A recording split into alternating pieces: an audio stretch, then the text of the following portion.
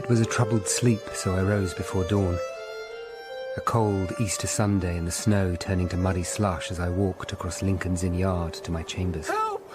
Anyone! Help us! Sir! Sir! I moved quickly towards the two men who stood staring into the fountain of Gatehouse Court. Master Shardlake! Sir! Look! There's a body in there! Under the ice! A booted leg stuck out between broken chunks of ice. The water underneath was bright red. I feel sick. You look. Go there. Help me get him out. And you two. Pull till I have a hold of him. Pull! He laid the dead man on the slushy ground. His lawyer's robe had ridden up over his head, hiding his face. I took the hem of his robe and started to ease it away. Jesu! His throat's cut. No. Not you. Master Shardlake, sir. Are you all right? This is my friend Roger Elliot. Oh, my poor friend. Some days before, I made my way through the London streets. There were Bible men everywhere. The numbers increased each day, warning that the apocalypse was coming. There was talk, too, of a strange portent. 2 huge fish washed up by the Thames. Crowds crossed London Bridge in their hundreds to see them, fearing they were a sign of some terrible thing to come. Good morning, sir. Good morning, Barrack. The madwag's parents are here. Don't call him that. And get yourself a shave. When we go to court, the judge might call you out for disrespectful demeanour. What are the parents like? Working people, but they look like some of the busy Bible folk to me. They have their preacher with them. The boy, Adam Kite, was 17. Brought before the Privy Council for frantic and lewd behaviour at the preaching cross in St Paul's churchyard. Committed to the bedlam in the hope of a cure. No examination by a doctor or a jury of his state of health, and that was improper. You might be better off not getting involved in this, sir. You don't want to tangle with the Privy Council again. I'm only acting as a lawyer. Once these people get involved, you can't hide behind the law. You know that, sir. I am Samuel Nathan. This afflicted family are of my congregation. The tall, spare clergyman with iron-grey hair sat in between the dejected Daniel and Minnie Kite, who were dressed in sober black. The mother was close to tears. We are true Bible folk, however the sinful world may look upon us. Whatever you tell me of your beliefs will be held in confidence. I see you do not believe as we do. It is not my beliefs that are at issue. I note that God has seen fit to afflict you, sir, but he has done so only that you may turn to him for succour. I felt a flush of anger that this stranger should take it on himself to refer thus to my hunched back. But I was there to listen to the Kite's story. It was this. Until 6 months ago, their only child, Adam, was an apprentice in his father's stonemason's workshop out at Billingsgate. He was a hard worker and a faithful member of their church, but he'd started to pray fervently, dropping to his knees at any time of day, at work or in company, begging God to forgive him for his sins. He stopped eating. He started running away from the house to alleyways and corners where he could pray unhindered in the snow. And 10 days ago he'd disappeared, to be found on his knees before the preaching cross in St Paul's churchyard, begging God for a sign that he was saved. Certain he was damned, he screamed that the end of the world was coming and begged God and Jesus not to take him down to hell at the last judgment. Only licensed preachers are allowed at St Paul's, and the doctrine of the elect and the damned is not pleasing to the king, so he was brought before the Privy Council. Adam was chained when he appeared before these 4 rich-robed men. They would not let me speak. One of the men, Sir Richard Rich, said Adam's behaviour sounded like heresy, and he should be burned, but Archbishop Cranmer said Adam was out of his wits and should be sent to Bedlam to see if they could find a cure. This raises the crucial issue. Is Adam in fact mad? I fear possession. I fear that a demon has hold of him and is urging him to mock God's mercy in public. And if that is so, then only by praying with him mightily, wrestling with the devil, can I save him. Before he ran away, I stayed for 2 whole days with him, fasting and praying, but I could not break through to him. He resisted me sorely. I must try again.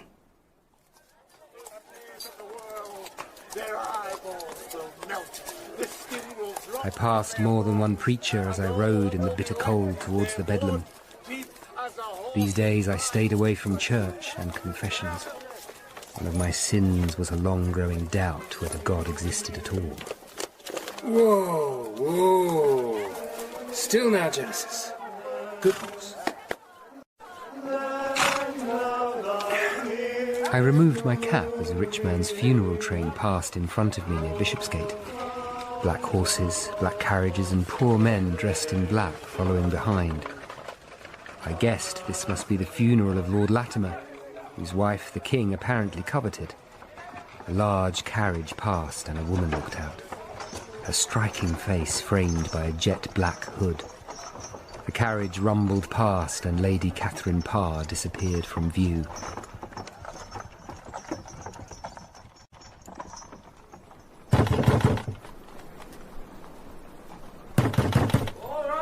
All right, I'm coming.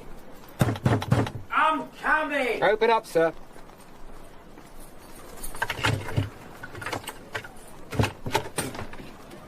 Who are you?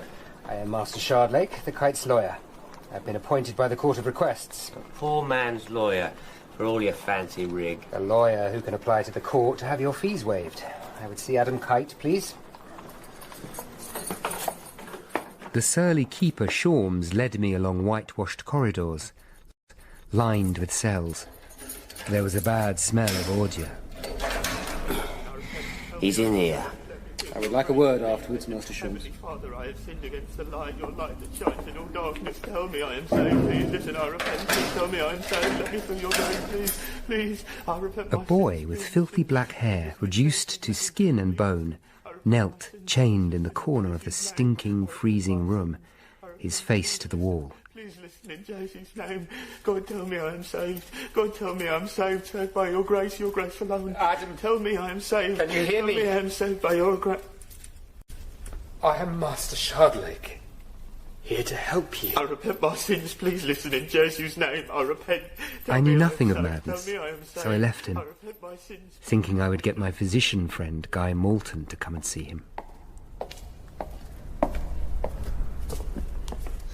You wanted a word? Yes, Master Shorms. I note that it is cold in there. Fires cost money. I will consider any mistreatment of Adam Kite carefully. And if I am unsatisfied, I will report back to the court. Are you threatening me? I want that boy fed. And I want to see he is kept clean. I shall be applying to the court for an order that his welfare is properly attended to and that the council be responsible for his fees. Until then, who's to pay? The Bedlam's own funds. Fires are extra. I won't pay for those. Then I'll apply for the fees to be waived, not for the council to pay them. You take liberties, Crouchback. Fewer than you. Well? I'll order a fire set. See that you do.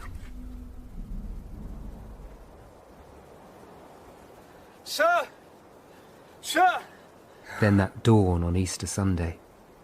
My friend dead in the fountain. What's happened here? Roger Elliard is dead, Barrack. He has been murdered. Bowels of Judas. In Gatehouse Court. Someone cut his throat and put him in the fountain. There's no blood on the ground, sir. His throat was cut in the fountain. You're right. There are no signs of struggle in the snow. He didn't do it himself, did he? He said he was ill. Don't be so stupid, Barrack. He had everything to live for. He was planning a campaign to build a hospital. He's happily married to the best of women. I'm sorry, Jack. It's all right, sir. You're in shock. I wasn't. I was angry. I feared it was meant as a terrible display. As people gathered, Barrack led me to a point 20 feet away. There was a double trail of footprints, one approaching and one leading away from the fountain, around the side of the building where the Elliards lived. The ones leading to the fountain were deeper than the ones returning. We followed the prints, and it looked as though the murderer had carried Roger through a door from the orchard on the other side of the wall. Only barristers had keys for that door. It's Mrs. Elliard. She should not see Roger. It's too late. Dorothy, you should not have come out. Matthew. They should not have let you see. Come inside. No. Please. I can't leave him. Come inside, please. We'll leave the coroner to his work. No. Roger. Drink this, Dorothy. It will help you. I heard the noise outside and saw these people, and I saw the body on the ground, and I went over. Drink. Please. I recognised Roger's boots. His old leather boots, Matthew. Who did this? And why? Listen carefully to me. Where was Roger yesterday evening? Seeing a new client. He told me he was seeing a new client last Thursday. Was it the same one? Do you know? Yes. He had a letter about the case. From whom? Why has this happened, Matthew? Tell me. Can you remember anything about the letter? It was from a solicitor. Nantwich. Nantwich? A jobbing solicitor near Newgate. He had heard Roger did free work for poor people and asked if he'd meet his client at a tavern in Wych Street on Thursday evening. I am so sorry. Take another sip. Did Roger tell you what happened at the meeting? The man didn't turn up, but then another letter arrived apologising and asking Roger to meet the client yesterday night at the same place. Yeah, Roger went, of course, being the good-natured soul. It was cold last night. Roger would have worn a coat. Then where is it? I don't know. I drifted off to sleep, waiting for him. Roger did not have an enemy in the world. Who has done this, Matthew? Who is this devil? You must help me. I will. Do not worry. Please. I'm alone. I trust you, Matthew. I will find him. I promise you, Dorothy. On my oath.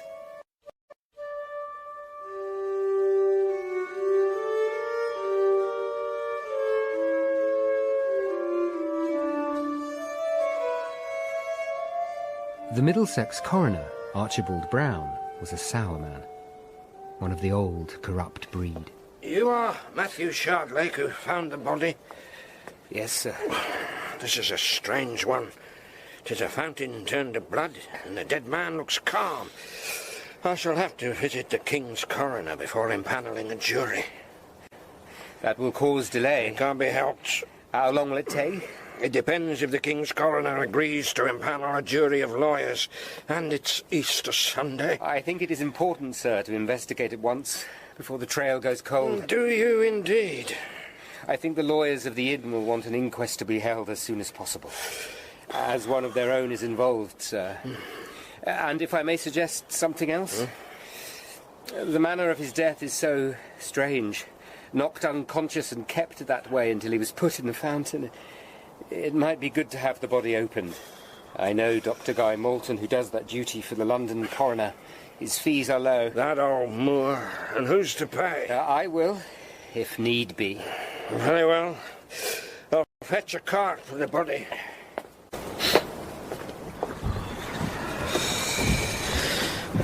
God's bones, it's cold on the river, sir. Barrack and I took a wherry towards Westminster. A busy day ahead. Poor men's pleas before the Master of Requests. I also wanted to get a date for Adam Kite's Bedlam application. They found Master Elliard's coat. There were no papers in it. I know that Nantwich lawyer won't exist, but I want you to ask around the Inns of Court about disaffected lawyers. Roger's body is at Guy's. I will go there this evening. These are terrible times, sir. Have you heard about the great fish? Yes, I have. They say they're as big as houses. Just bobbed up from under the ice. Some say they're the Leviathan, the great monster from the deep, a sign of the second coming. Maybe they are whales. A kind of giant fish that lives in the deep sea. Fishermen speak of them. This isn't the deep sea. How is Tamison? That tenement of yours is very damp. I'd have moved if the baby had lived. But it didn't. When I saw her last, she seemed a little downcast. She should get over the baby. I've had to. My first client was one of the cotters who'd set up market gardens on the Lambeth marshes across the river over the last 15 years. They'd drained patches of bogland and squatted there without permission from the owners who had never developed the land and might live far away. Recently, the landlords realised there were profits to be made and sought to use the courts to turn the cotters out and reap the benefit of their work. My client was Gib Rook. G'day, Master Shardlake. Ready for the fight? I am ready. We have a good case, but you wearing that red surcoat hasn't helped it. You look like a peacock. Oh, I'm sorry, sir. It's too late now. Come, let's go. I hear there's been a terrible murder at Lincoln's Inn. They say a lawyer was found in the fountain with his throat cut. The killer will be rooted out. 'Tis the times. There are signs in the world. There have been some nasty killings lately. One of the Marsh Cotters was found murdered horribly in January. Court! The case didn't last long. Judge Ainsworth ruled in my favour. Now, Brother Shardlake, you have filed an application in the case of a boy sent to the Bedlam by the Privy Council? Yes, Your Honour. Do I have the jurisdiction to hear this? The issue, Your Honour, is that no inquiry has been made into the boy's state of mental health. I see. That should be done before a person is deprived of their freedom. I propose to get a doctor to examine him, sir. But in the meantime, if you will consent to hear the matter, there is also the issue of who should pay for the fees they charge in the Bedlam. The boy's parents are poor. Those at least I can deal with. Very well. The court will set an early date for a hearing. But, Master Shardlake, these are deep waters. Politics and madness. Yes, Your Honour. Tread carefully. For your client's sake, as well as your own. It was dark by the time I arrived at Guy's. The candlelight in the consulting room emphasised the lines in his face. Have you ever heard of dwale? No. It is a liquid compound of opium and vinegar and pig's bile, which induces unconsciousness. It's been used on and off for hundreds of years to render people unconscious before surgery. Then why have I never heard of it? That would save terrible pain. There is a severe problem with it. The correct dose is very hard to determine. It's easy to give the patient too much, and then the physician is left with a corpse. For that reason, few use it now. But I think Master Eliard's killer did. Let me show you. This is one of Roger's boots. It was dry from the leg that was sticking out of the water. See that stain on it here? I smelt it and then put my finger to it and tasted. Dwale has a distinctive taste. The first stage after it is taken is nearly always a sense of euphoria, then unconsciousness. That explains Roger's peaceful look. You said it is out of use now, so who would use it? Some of the unlicensed healers. And there was a tradition of its use in certain monasteries. Did the body tell you anything else? There was one thing.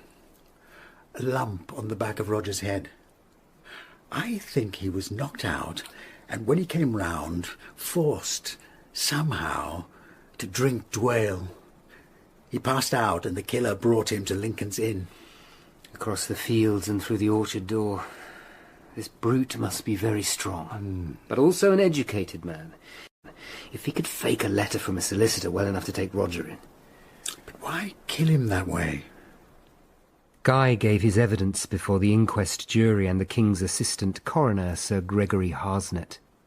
Roger's widow, Dorothy, brave woman, was there, her face ravaged in pain. Roger Eliard died from a massive loss of blood, not drowning. That means his throat was cut, then he was held over the fountain until he died, and was then thrown in. The coroner's court was supposed to be public, but this wasn't. The constables had turned people away from the courtroom, and the hearing was private. It was unheard of. Even the most skilled physician would find it hard to gauge the dose of the drug used. This killer has specialised knowledge. He may have, but that does not take us any further. In a case of savage vengeance such as this, I would expect there to be an obvious culprit, yet there seems to be none. With the delays necessitated by Easter, I find it hard to see how this murderer can be caught quickly. We must be realistic. I foresee a verdict of murder by person or persons unknown, and I fear that they may remain unknown. I was astonished. This was blatant leading of the jury. And we need more evidence.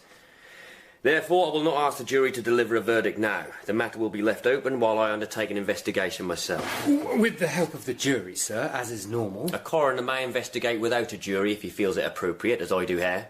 Now sit down, sir. All of you here, note this well. I will not have the details of this case hawked around London. There is a royal order going out today banning the printing of any pamphlets on the subject. All of you here are ordered to keep these matters secret. Anyone who disobeys will be punished. This inquest is adjourned. It will be recalled when I have more evidence. Outside in the paved square, Coroner Harsnett was talking to a tall, strongly built man with a long copper-coloured beard. Brother Shardlake, I dare say you've come to ask why I adjourn the hearing?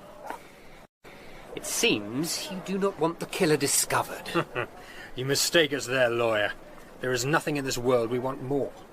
Who are you, sir? This is Sir Thomas Seymour, brother of the late Queen Jane. So what's your manners, churl? Then why? Because this matter has political implications. I was told you'd contest my decision by Archbishop Cranmer. I don't understand. Do you truly seek to find Master Eliard's killer above all else? I do. If you question my actions, my instructions were to bring you to Archbishop Cranmer. What is this about? Come, we have a wherry waiting to go to Lambeth Palace. Well, Matthew Shardlake, we meet once again on strange business. Thomas Cranmer, the Archbishop of Canterbury, looked strained and worried. In the room were Thomas Seymour, his brother, Lord Hertford, and Coroner Harsnett. How is the court of request? It flourishes, my lord. Can we trust a hunchback? Do not call him that. I am sorry, Matthew. In answer to your question, yes, I believe we can. Matthew, you found the body, and you were a close friend of lawyer Eliard and his widow. How deep are you in this? I promised Mistress Eliard to find her husband's killer. It is a debt of honour. And would you still work to redeem that debt, even if it turned out to be a matter of politics? Think carefully before you answer, Matthew, for you once told me you wished never to be involved in such matters again. Yet you must be, if you are to help us. He has not the stomach for it. You have a fine mind and much experience and discretion. If I can help you in this, my lord, I am yours. Your friend was not the first to be killed in this terrible manner. Another? The same? In every horrid detail. In late February, a man was found his throat cut in a public place, one of the tidal pools along the river on the Lambeth shore. It was kept secret because of who the victim was. A physician, Dr. Paul Gurney, an eminent man and physician to Lord Latimer, late husband of Lady Catherine Parr. Dr. Gurney visited him constantly since he sickened last autumn, and was at Lord Latimer's house the evening before he was found. They say the king is courting Lady Latimer. They say right. We can't tell him all. If this leaks out, it could be to the peril of that good lady. Matthew will not break a confidence. Dr. Gurney's friends were told he'd died in his sleep. We decided it was vital, as few people knew, as possible. The king has long had an eye on the Lady Catherine. He has now proposed marriage. It would be a sensible, safe marriage, and we have had few of those. The Lady Catherine is interested in religious reform, and God knows we need an ally now. The Conservatives are moving on a number of fronts. Bishop Bonner's campaign against the London Bible men will escalate, and there's a plan to restrict reading of the Bible to nobles and gentlemen only. Even I may not be safe. They seek to attack me already. The situation could not be more delicate. These extraordinary, brutal deaths, one close to Lady Catherine, would worry the king, for he is a superstitious man. I know, my lord, that the king does not look kindly on those who keep secrets from him. He does not. But we have no choice. You know we might not survive this. I understand, my lord. But I have sworn. I will go on. You may bring in your man, Barrack. I know Lord Cromwell trusted him. I believe you have put the Bedlam youth Adam Kite's case into the Court of Request. Yes, my lord. I have applied to have his fees remitted and to make sure he is cared for. I will see the Privy Council does not stand in your way, but I do not want him released unless he is cured to the extent that there would be no more crazed public demonstration. Yes, my lord. I have one question. Was Dr. Gurney a reformer? Yes, he was. Another thing in common with Roger Elliard. Very well. You will keep me closely informed. Contact me here at Lambeth Palace and only through my secretary, Matthew. I trust no one else.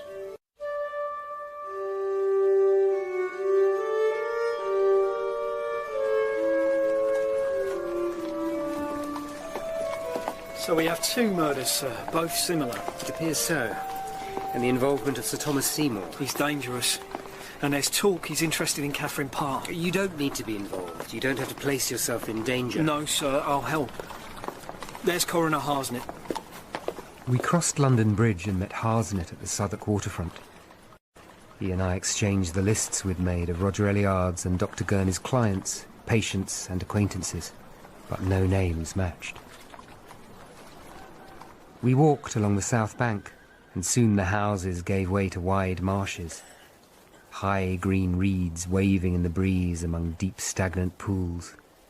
Here and there patches of higher ground were cultivated, fields of vegetables laid out beside little mud and daub houses the cotters had built.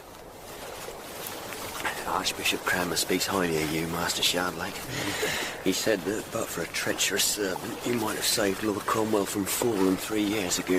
That is kind of him. Though I prefer to avoid such matters these days. You do this for your friend, for honour. Well, that is a godly thing. There's little honour among the circles I move in at court. On the river, the wherries had begun work. White sails bobbing on the grey Thames. In the low mud banks we met Wheelows, an old labourer. He described finding Dr. Gurney's body on a snowy day at first light, in a tidal pool stained red. There'd been one set of large footprints. The doctor's throat had been cut, but Wheelows said there'd been a peaceful expression on the doctor's face. Remember now and keep your mouth shut about all of this, or I'll put you in Marshalsea prison. The old man bowed quickly to us, then clambered off through the mud. It's just like Roger Elliard, sir. Lured to a meeting, drugged and carried out here. That peaceful expression makes me think of Dwale again. The killing's identical, but what is it that links them? He must have timed it right at low tide. When the sea rose under the ice, the bloodied water would have leaked out and covered the shore and the pool. Water turned to blood. Don't look round. But there's someone watching. On that patch of higher ground, just for a second, I saw a head outlined against the sky. Are you sure? I'm going after him. That's all marsh. I'll risk that. Yeah, it may be deep water. Barrack plunged into the reeds and ploughed on towards a small knoll. Coroner Harsnett and I followed. God's blood, he's vanished. But where to? We should see him running. So he must have lain down somewhere in the reeds. They're perfect cover. Then we wait. No man could lie among those reeds for long. The water's freezing. Look at this! A pallet of straw. He's been lying here watching us. Then he knew we were coming. But how? I will not stir from this spot. He has to move sooner rather than later. You have your sword? I do. Oh, good. You go, Master Shardlake. You have an appointment at Bedlam. Barrack and I can deal with this. In my other case, at the Bedlam, Guy was waiting. As we went in to see Adam Kite, it seemed to me that I had left the world of normal behaviour and normal passions and entered a strange and terrifying new country. God, please tell me I am saved by your grace and your grace alone. The room smelt better. A small fire burned, and there were fresh rushes on the floor, and Adam wore clean clothes. But he remained the same. a creature of skin and bone crouched in a corner. Tell me I'm saved. I listen for you. Guy crouched down beside Adam and looked into his eyes, which widened for a moment as he registered Guy's unusual colour. But then he turned his head away and began praying again. Listen for your word. Hear my prayer. I beseech you, God. Adam. Please tell me why I am saved. Why do you believe God has abandoned you? No. If I pray, abase myself before him, he will show me I am saved. Will you not rise? No? All right. The poor old man will just have to crouch. Who are you? I am a doctor. I want to find out why you think God has abandoned you. He has not. But he will not give you the assurance you are saved? Not yet. I have read the Bible and I pray. I pray. But its assurance will not come. That is hard. Reverend Mayfon prayed with me for days, but I only fainted. You pray so hard. Would you hear God if he answered you? How could I not hear him? Because your fear is so strong. It drowns everything. Is it hell you fear? The eternal burning. Well, for the pains I will suffer. As we left, Guy asked one of the keepers to make sure Adam was kept clean and fed, even if he struggled. We found a tavern nearby. There was a flicker of surprise at my colour. That gives me hope, Matthew. That, and getting him to talk, because it shows that he can be distracted from praying. But he is suffering as much despair as anyone I have seen. He feels he is unworthy of God's love. He's a self-hater, and there have been people who believe they are unlovable since the world began. They must fight such notions with reason. If it were only so simple. Our minds are ruled by passions more than reason, and sometimes they run out of control. And why? Sometimes we learn to hate ourselves from early on. What are Adam's parents like? They're good folk, but under the sway of their canting minister Mayfon. I should like to meet them. You've worked with the man before. I did not know that. It was part of the infirmarian's duties at the monastery. And diseases of the mind have always interested me. I wonder whether Roger's killer may be suffering some form of madness. It is possible. Unless Master Eliard gave someone cause to take such terrible revenge. That is impossible. You said some of the monastic infirmarians used dwale. Do you know of any infirmarians in London who might have? You are thinking of those monks who were driven out of their wits when they were thrown out of the monasteries? Yes. Then I should tell you that the use of dwale was mainly restricted to the Benedictines. And the only Benedictine foundation that had an infirmary in London was Westminster Abbey. But its use is not a secret. How is Mistress Eliard? Bereft. You are fond of her? She has always been my friend. I have known her for a long time. A woman of courage, I think. Yes, she is. Guy, I have to go. Will you give evidence to the court hearing next week as to Adam's state of mind? I will. May I bring my apprentice Piers? I'm thinking of sponsoring him to study as a physician. I said yes, and realised to my shame that I was jealous. For a long time I had been Guy's only friend. It was strange, sir. We waited for hours in the reeds and the rain, but he got away. Parsnett said it was as though the man was spirited away by the devil.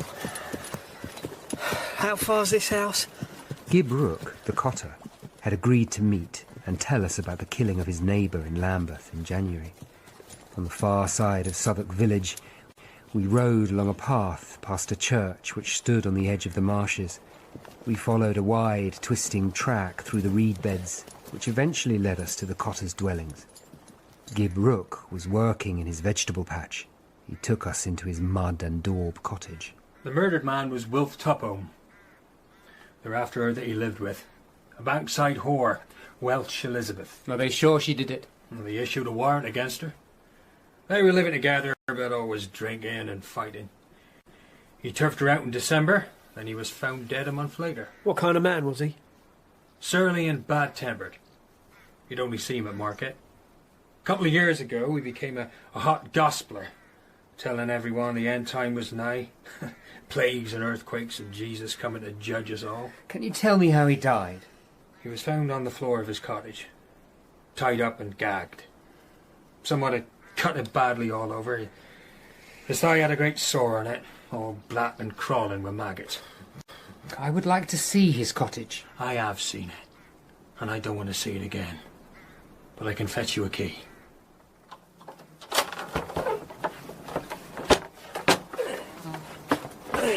God's blood, what a stink!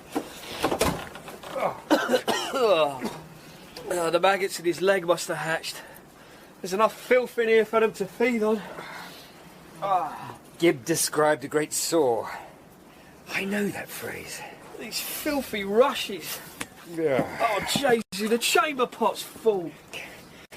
If Wilf Tupholme's killer knew him, he would know that in the depths of winter, if he was tied up and left to die, it might be weeks before anyone opened the place up. This is a lonely spot. Why do you say he? Surely it was a woman. I wonder.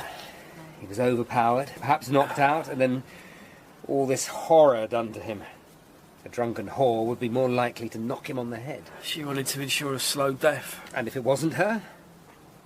Say someone who kills skillfully, carefully, to make an evil spectacle. Jesu, how he must have suffered. This has nothing in common with the others.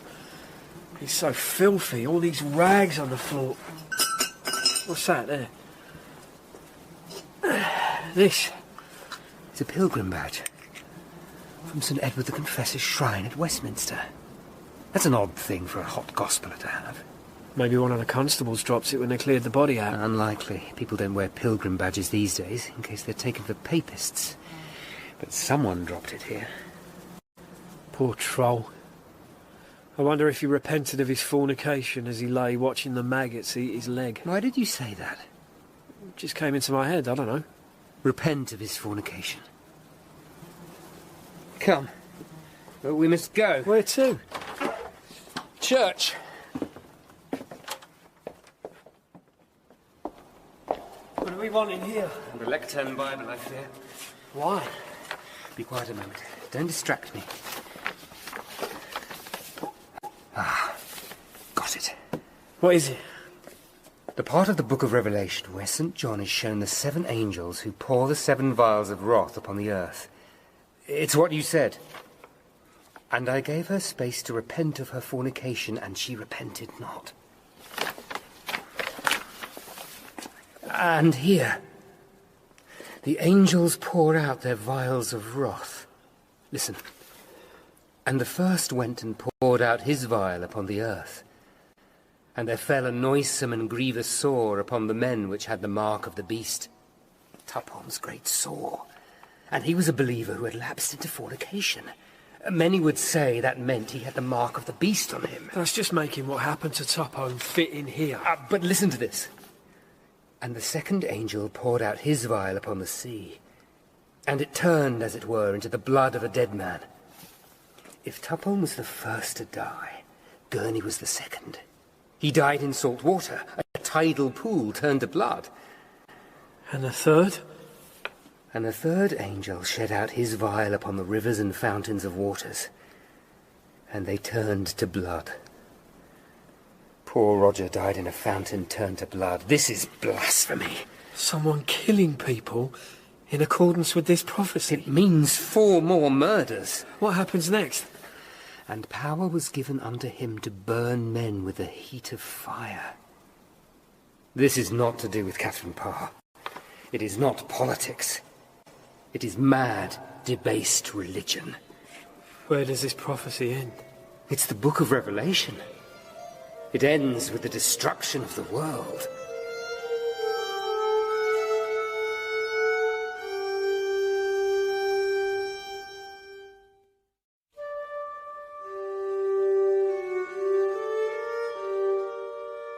I went straight to Lambeth Palace. Facing me were 4 powerful men, Lord Hertford, Sir Thomas Seymour, Coroner Harsnet, and Archbishop Cranmer himself. A third murder? And if I am right, my lord, there are 4 more deaths to come. Well, tell me all, Matthew. I described how I had learned of the Cotter Tupholme's death, and how the manner of it had led me to connect it with the Book of Revelation. I've never heard such a tale. The crookback's mind is addled. Sir Thomas, in my office and elsewhere, you will show respect for Master Shardlake. These deaths fit exactly with Revelation 16, even to their sequence. And in these times when every apprentice believes himself an authority on Scripture, a man who was mad and vicious enough could believe he was inspired to fulfill the prophecy. For Revelation is, above all, what must come to pass. We may take a little comfort, my lord. Comfort, Lord Hertford? If the killer's purpose is to fulfil these prophecies, it is not aimed at the proposed marriage between the King and Lady Catherine Parr. The King would still be horrified beyond measure if he knew.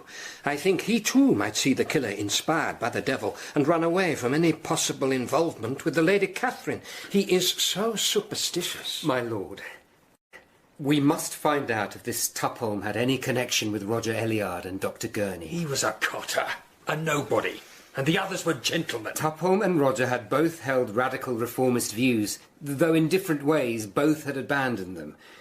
Was that also true of Dr. Gurney? Yes, he had once been very radical, but recently he had become disillusioned. Radicals of all classes do meet in their private prayer groups, or when they attend church outside their parishes. Matthew, the danger to me, to everyone in this room, grows by the hour.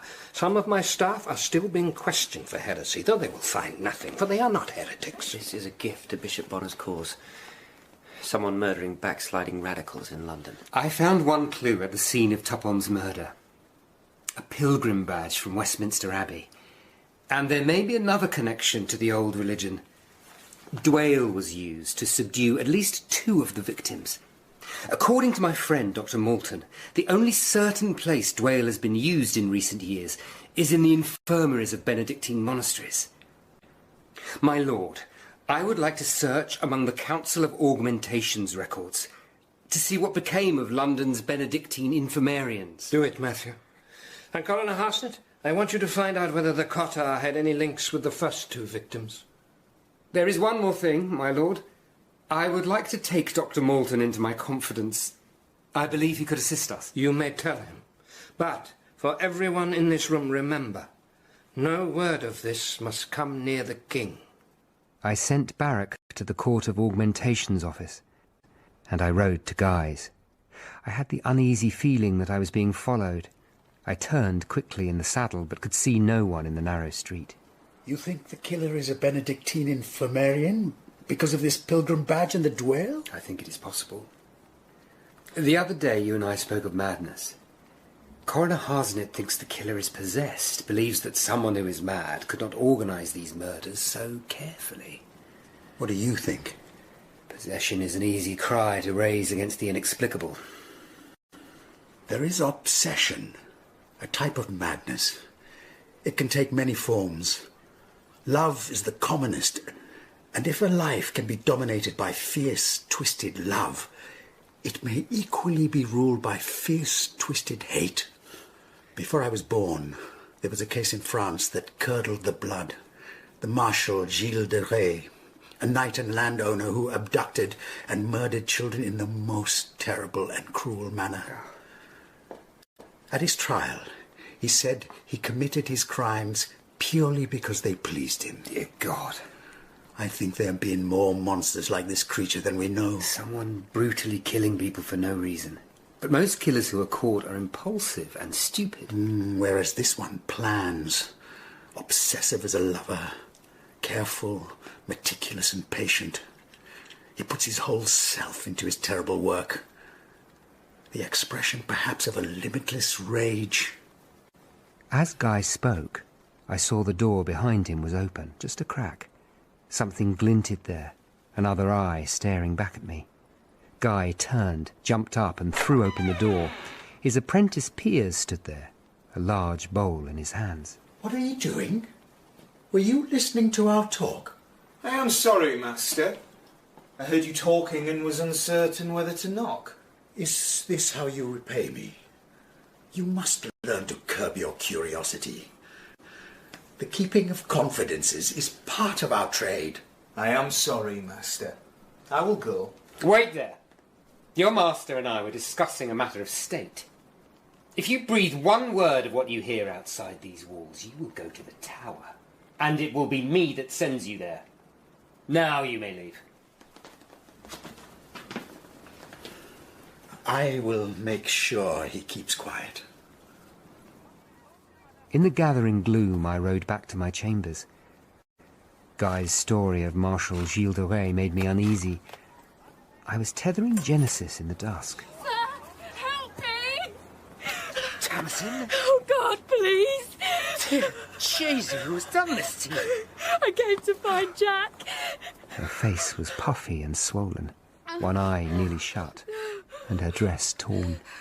All the way here, I thought someone was behind me. Come inside. He leaped on me and pulled me down and beat me. Who? Did you see him? No. His voice is harsh. He says he knows you and Jack are hunting him. I got the gatekeeper to fetch Barrack and Guy. They arrived within half an hour. Guy tended to Tamisin's bruised face. She'd lost half a tooth, and said he feared she had cracked a rib. Jack and I argued, and he went out again. I could not stand being in the house alone. I felt someone was outside. I had to leave. Who did this? The imaginary man outside our door. My fancy, my phantasm. Easy, Tamsin. You've been hurt. You've been sensing this man? Yes. But my husband is out, and he is always out. How does he know where we live, sir? Who are you hunting? Who is it? He's a man obsessed with the Book of Revelation, and he is killing people. My God. I think you were attacked to warn us off. Jack, you and Tamsin should move to my house tonight. There is safety in numbers, and I will ask Coroner Harsnet to send a guard to keep watch. I found the information, sir. The infirmarian from St Helens is dead. The St Saviour's man went to his family in Northumberland and collects his pension now. But the Westminster infirmarian and both his assistants are still in London and collect their pensions at Westminster. The infirmarian is called Lancelot Goddard. He had two assistants, Charles Cantrell, a monk, and Francis Lockley, a lay brother, not in orders. We need more. Goddard has not been in to collect his pension since December, just before the first murder. His house is in a poor street near the steel yard. His landlord said Goddard was a good tenant, quiet, and always paid on time. He left in January because he'd inherited a house from his mother. And the assistant? Cantrell still lives in Westminster, Lockley out near the old Charter House, at a tavern called the Green Man. Good work. There is something else. What, sir? I am sorry this has happened to Tamsin because of what we do. But there is something else wrong between you, and if you do not comfort her and accept your part in what has gone wrong between you, you will lose. Leave my wife's affairs to me. What do you know of married life? Enough to know you have a rare pearl in Tamsin. I'll keep her safe, despite the devil in this. Life must go on, Matthew, must it not? It must. The clock still measures out the hours, even with Roger gone. Trying to keep occupied. Thank you for all you have done. It is little enough. We are making some progress. I sit here and look at that fireplace freeze. The wooden animals peering from behind the trees. Roger and I gave them names. It's strange how things like that can... I'm sorry, Dorothy. A piece got broken off when we moved here. Roger got it replaced, but it was badly done. It bothers me now. I must get it repaired. I shall take it if I go to Bristol. To Bristol? Our son, Samuel, suggests I join him there. But there is so much of Roger here in these rooms. Come. There now. Here, rest your head. You have been so good. What would I do without you? Dorothy,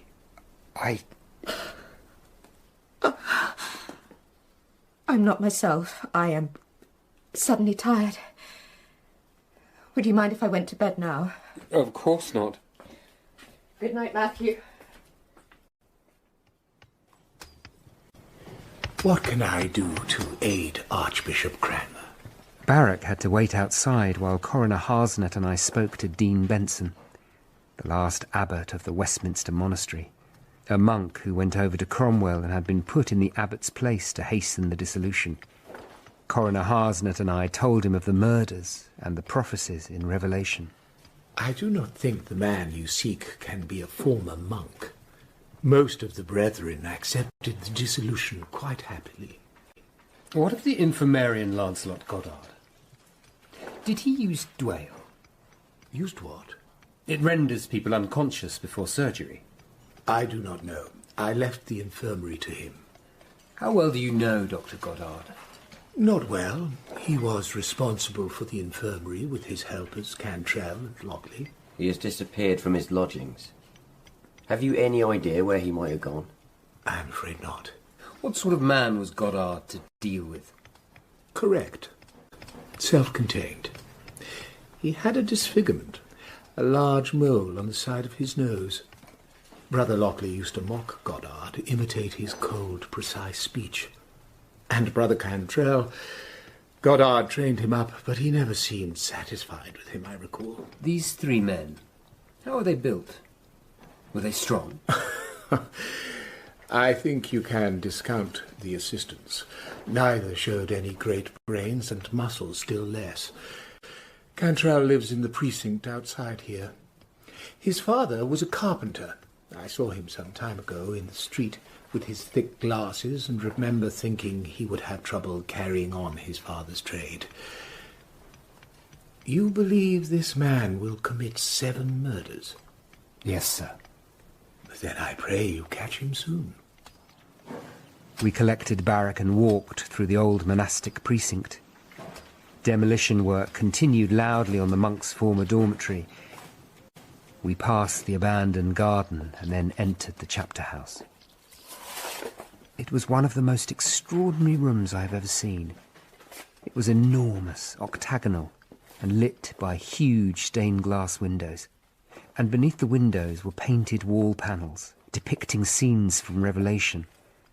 The 7 angels poured out their vials of wrath upon a world red with torment. The monks saw this every day. Yes. Goddard, Lockley and Cantrell. This could eat into a man's soul. The devil came to Goddard through these pictures. In the street near Thieving Lane, there was an angry crowd gathered where 4 parish constables were emptying a shop in a hunt for banned heretical books. Get out of my way! Hey, this way, sir! As Barrack pushed on in front of me, I felt a sharp pain in my upper left arm, and I heard my name spoken softly, a whisper. Shardlake. Barrack! What is it? I've been stabbed. God's bones, sir!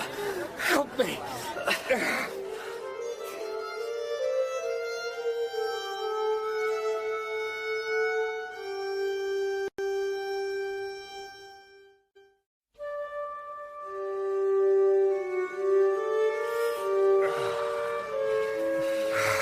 Where are you stabbed? My arm. Take off your robe. Barrack opened wide the rip in my upper hose. There was a big cut close to the artery. He took his dagger and cut my ruined robe into strips, making a tourniquet which he wrapped around my upper arm. The blood gushed fast and then slowed. It needs stitching. Come on. We'll get you into Westminster Hall. It was him. He said my name.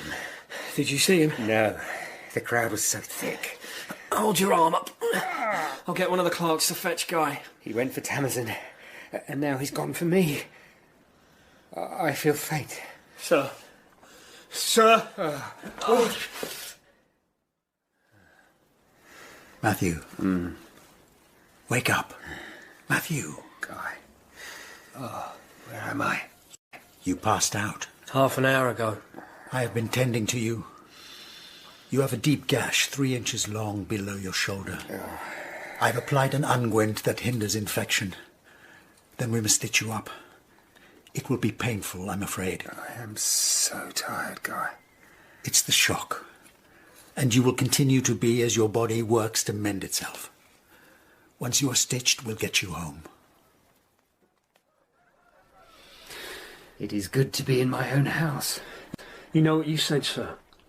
It was him and he said your name. Do you think Harsnet's right and the killer is possessed? Oh, you are not afraid of devils, Jack? He's playing hoodman blind with us. Attacking Tamsin and now you, and each time vanishing like some spirit of the air. How does he follow us around without being seen? I don't know. While we hunt him, he hunts us. How did he know we were at Westminster today? Someone could be helping him. Telling him our movement. But Thomas Seymour? No. Seymour wants him caught. But someone helping him makes more sense to me than the devil giving him superhuman powers. He is taunting us. When we find him, I will kill him. We need him alive. How is Tamsin? Sleeping. She needs to rest. Guy is sending her to a tooth drawer. Master Shardlake! He struck again. He hadn't. But Adam Kite had escaped from the bedlam and got himself on top of London Wall, where he was calling on the crowds to repent. I feared this time they'd burn him. I sent Barrack to fetch Guy, and despite his protests, hurried the 1.5 miles through the throng to Bishopsgate. He nearly lost his footing, sending a large stone from the wall. Adam's vicar, the Reverend Mayfan, pushed his way through the crowd towards me, along with a thin old cleric with a beaky nose. Master Shardlake! He has to be got down instantly. If he is taken, the 2 of us here will be questioned. The 2 of you? The Reverend Yarrington's church neighbours mine. Our congregations are at risk. Have you tried speaking to Adam? I have ordered him down, but he won't listen. Our true faith is under threat as never before. He should have been kept shut away and secure with someone to pray with him all this time. He manages enough prayers by himself. Do something. I fear the Bishop of London will descend. Bow down to God. Adam, please come down. Give us a miracle, Jesus! Cure the hunchback's arm. Stand back! Back! Don't stand back! Make way for Bishop Bonner! Suddenly he was in front of us, surrounded by his pike-carrying guards. Bishop Bonner of London. Cease that blasphemy now! Who are you, lawyer? Are you of his family? And you? Oh, I know you, sir. You are Mayfan, the heretic. My men will get this blasphemer down, and if he falls, it'll be no loss. Look! 3 figures had stepped through an upper window of the gatehouse onto the wall. Guy, with his assistant peers, and Barrack. Come, Adam. Remember me. Why are you doing this? To bring others to God. It will prove I am saved. But not all who are saved can be messengers to the world. See, look at these people below. You are not strong enough to convert that heathen crowd. It is no shame. Adam sank slowly to his knees and began to weep. Some lumps of old mortar pattered down onto the crowd. Guy, with Barrack and Piers, led him back slowly along the wall. In the street, Bonner was enraged. What were you doing? Answer me, boy preacher, or you will find yourself in the fire like the others. Sir, he is mad. The Privy Council sent him to the bedlam. This is that boy. Well, the Privy Council was wrong. He is mad, sir. This man here, Guy Moulton, is his doctor. He will certify it. I have been unhappy with the boy's security, his care at the bedlam. The matter is before the Court of Requests. So you are Dr. Moulton, the ex-monk? Yes, my lord. Why are you working with these heretics? The Privy Council decided he was mad, my lord, not a heretic. I believe and hope he may be cured, brought to his right thinking. Very well. But I shall keep myself informed on his progress, and you, lawyer, make sure he is locked up. Am I safe in here? Yes, Adam. You are safe. We placed him in his cell at the Bedlam. I questioned one of the underkeepers, who told me, reluctantly, that the keeper of the Bedlam, Master Shorms, had unchained Adam and then left the building. In effect, he'd wanted Adam to escape and be arrested and dealt with as a heretic. Good evening, Master Lawyer. And how is your charge? He got out, as you planned, Keeper Shorms? I deny it. But we got him back safe. I did nothing. Yet even if I did, Lawyer, what would you do about it? Raise it with Archbishop Cranmer. What is Cranmer to you? I'm the Archbishop's man, and if anything happens again, I will report you to him. Do you understand? Yes, sir. That evening, Guy soothed Adam in a manner I had never witnessed before. He knelt down, looked close in his face, eye to eye, and urged him gently but with quiet power to rest. And within moments, Adam fell asleep.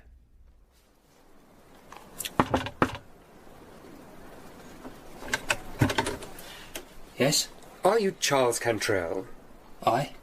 I'm here on behalf of the King's Coroner. May we come in? If you like. The house was in poor repair and had a sour, unwashed smell. Cantrell was a gaunt young man in his late 20s. His face was thin, and he wore wood-framed spectacles with thick glass. What do you want, sir? You were an assistant in the monks' infirmary at Westminster before the dissolution. We are seeking information on your master, Dr. Goddard. Is he dead? No, but he needs to be traced. Do you know where he is? No. He treated me like a louse.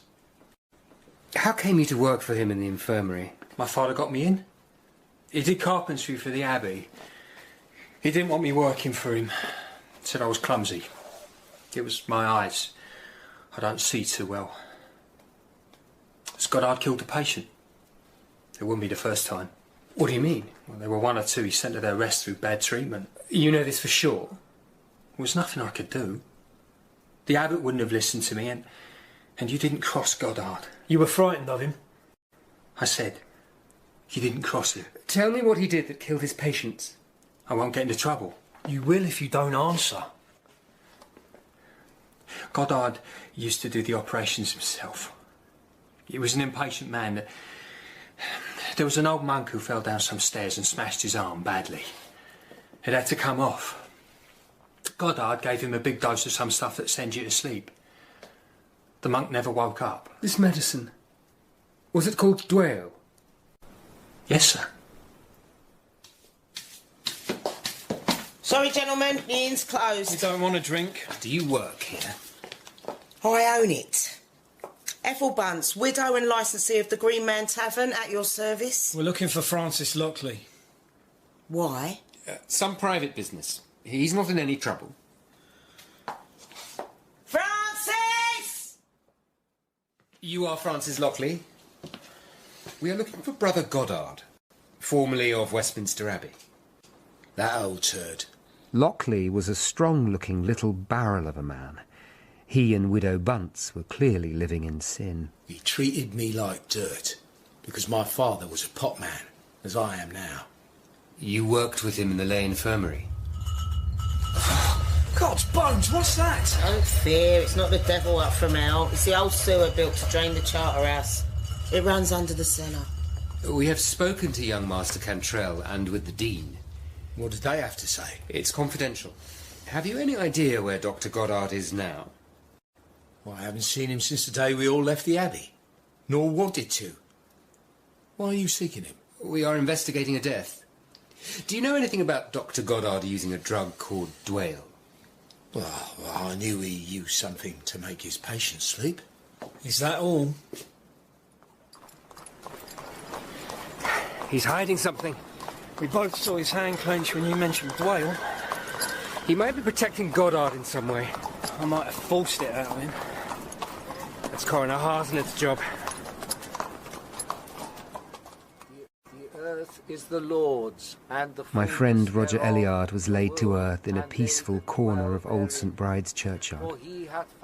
Dorothy was pale and held herself tightly. Barrack and I left immediately after to go and meet Coroner Harsnett. St. Agatha's Church was the Reverend Yarrington's, the Reverend Mayfan's friend. It stood in a lane leading down from Thames Street to the waterfront. It was reopening with a new steeple after the previous one collapsed in a storm 2 years before. It was nearly dusk. At the bottom of the lane, the grey river flowed. The wherries on the river were just lighting their lamps. In the churchyard, there was a small boar roasting on a spit.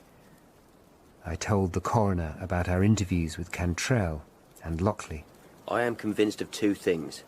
Goddard is our man, and he is possessed. Sir, can you smell that? Oh, yes. It's like bad fish. It must be coming from the river. The church is on fire! Through one of the windows, a flickering light could be seen. Someone tried the church door. It's locked! Break it down! Here, let me.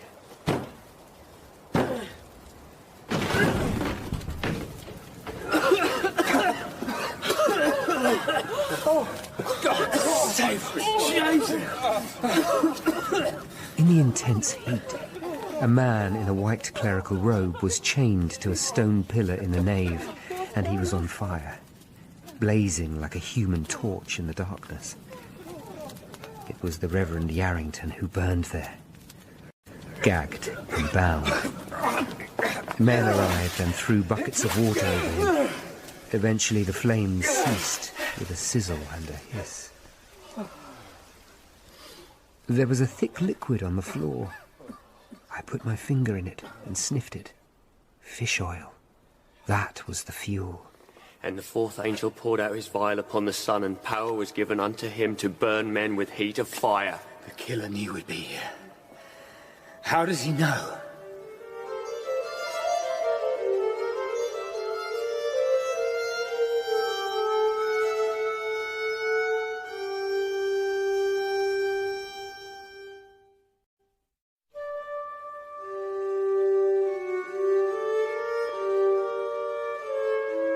Out of evil chaos, I tried to create order.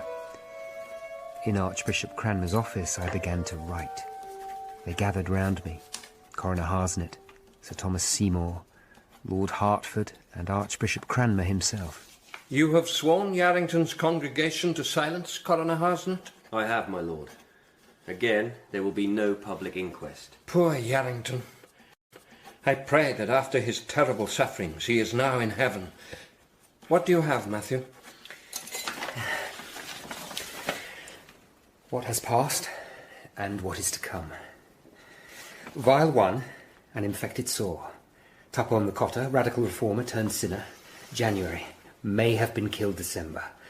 Vial 2, death in salt water, Dr. Gurney, radical reformer turned moderate, February the 20th.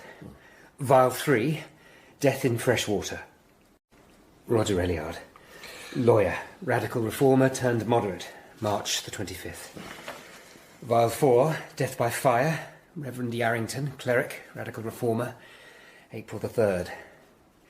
To come, Vial 5, death in darkness and great pain.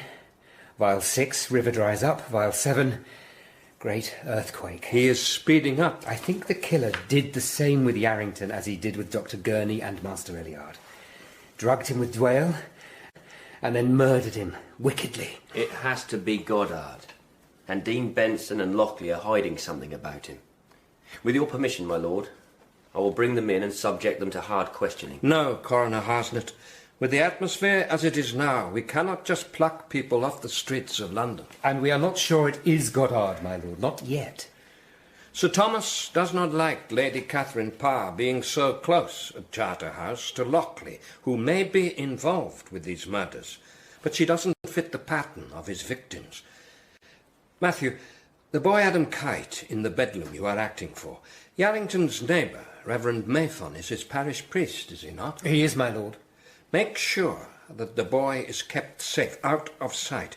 I want you and Coroner Harsnet to go to Yarrington's house. Take 2 of my guards. Find out what you can. Matthew, I would see you alone for a minute. This terrible matter affects us both. A man who kills again and again and finds delight in it. I have never seen such wickedness, my lord. Can you bear this? Yes, my lord. I have sworn to avenge my friend. I will hold to that. I will find courage. Then so must I. As Catherine Parr must be persuaded to yield and marry the king. She will be in danger. That is what we must all face. For the sake of Jesus' truth. He endured the worst horror of all for us. Who are you, sirs? What do you want? It's all right, lad. We come on Archbishop Cranmer's business. Who are you? I'm Timothy.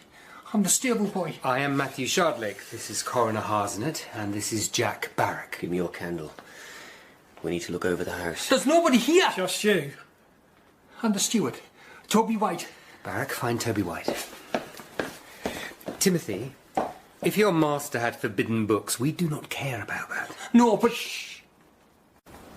This way, Matthew.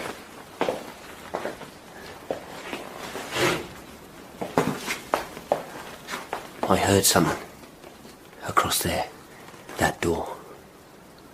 Help! What do you want? Be quiet. Get out! Robbers! She was naked, this girl in her teens. She pulled up the blankets. I'm the King's Assistant Coroner. Who are you? Are you Yarrington's whore? We will not harm you.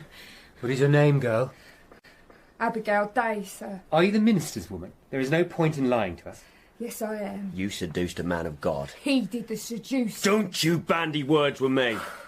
A creature like you. Do you not fear for your soul and his? Where did Yarrington pick you up, Abigail? I was in a house in Suffolk where he used to come. Did you ever hear of a whore called Welsh Elizabeth? No, sir. Why? Your master is dead. God. He was murdered earlier tonight. Why? Now get your clothes on. I'm taking you to the Archbishop's prison. Barrack had found the steward, and Coroner Harsnet took him and Abigail Day to prison. The lad Timothy was in the stable, leaning against the side of a big grey mare, weeping. We'd like to ask you some questions, lad. Abigail, the woman who lives here? Were you told to keep it a secret? It doesn't matter now. Toby said Master would beat me if I ever mentioned her name. And you told no one about her? No, I swear on the Bible I didn't. I liked her being here. She was kind to me. But there is something else, isn't there? You can tell us. It's all right. I promise you Abigail will come to no harm. I saw people come to the back door of the house. Who? The eggman, the sweep, the carpenter that repaired the screen. Who else, lad? A man used to come and see Abigail sometimes. When the master was out and Toby had his day off. Look, Toby didn't know about it. Who was he? I don't know. He came a few times this winter when the snow was on the ground. Was he a tall man? A gentleman? No, sir. He was young. How young? I don't know, maybe 20. What did he look like? Taller than either of you. Strong-looking, dark-haired. Abigail said he had a handsome face. Was he in the Reverend's congregation? I don't know, sir. Please, sir. I've told you all I know.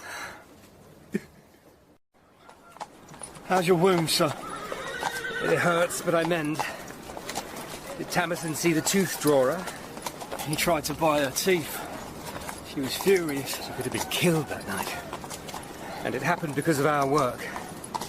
My work. I hate this job. Madness, darkness and devils fill our world. I think I've been taking it out on Tamison. Why? Because she's there, I suppose. It's not a way to behave, I know. Do you still want her for your wife? Of course I do. I've been a churl, but somehow you get into a way of behaving and it's hard to get out of it. When all this is over, I've decided to see if I can't find a decent little house for us to rent, nearer to Lincoln's Inn. And I'm going to stay home more. In the morning, there was a hearing about Adam Kite at the Court of Requests. He was chained and kept sinking to the floor to pray. Judge Ainsworth listened to me and to Guy, who said he believed he could help Adam, that he was not some wild heretic. He would treat him without payment. Outside the court, Coroner Harsnet was waiting for me. The girl's escaped. How? She asked to go to the Jakes and went out a window on the first floor. I've sent men to try and find her, but... And the steward? He's whining in the Lollard's tower, but there's no more to be got out of him. There was a young man who visited Abigail, but the description is vague. Is Goddard found? I've asked the London City Council and the coroner and sheriffs of Kent, Surrey and Middlesex, but nothing. Questions are being asked among all the radical churches and religious groups. It's delicate. I'd like you to question Cantrell and Lockley again. I will hunt Goddard. What is it now? Oh, now, Potman Lockley, that's no way to speak to a man on business for His Majesty's coroner. What do you want, sir? We have not found Infirmarian Goddard yet. Pox on him. I want to be sure you know nothing about him that could help us. I told you all I knew last time. We are investigating a death. We think it possible that Goddard may have murdered someone. It was a violent attack. Goddard would never attack anyone. Why should he kill someone? I can see you believe that. But I think you are hiding something. Something else to do with Goddard. I advise you to tell me what it is. Will you leave me alone? I know nothing. Nothing. All my life it's been nothing but pester, pester, pester. The patients, Goddard, that wretched barber surgeon and that church of his, saying I was damned. And you? Get out, both of you. Get out! If you will not answer me, you will find yourself arrested and questioned in a hard place. Then do it. I'm past caring. To hell with you all. Stay here, Potman. That's all right, Jack. Let him go. Is he your man? I don't see it. But he'll be arrested when I tell Harsnet. Come on! Open up! Who's there? I'm armed! It's Master Shardlake, the lawyer. What's the matter?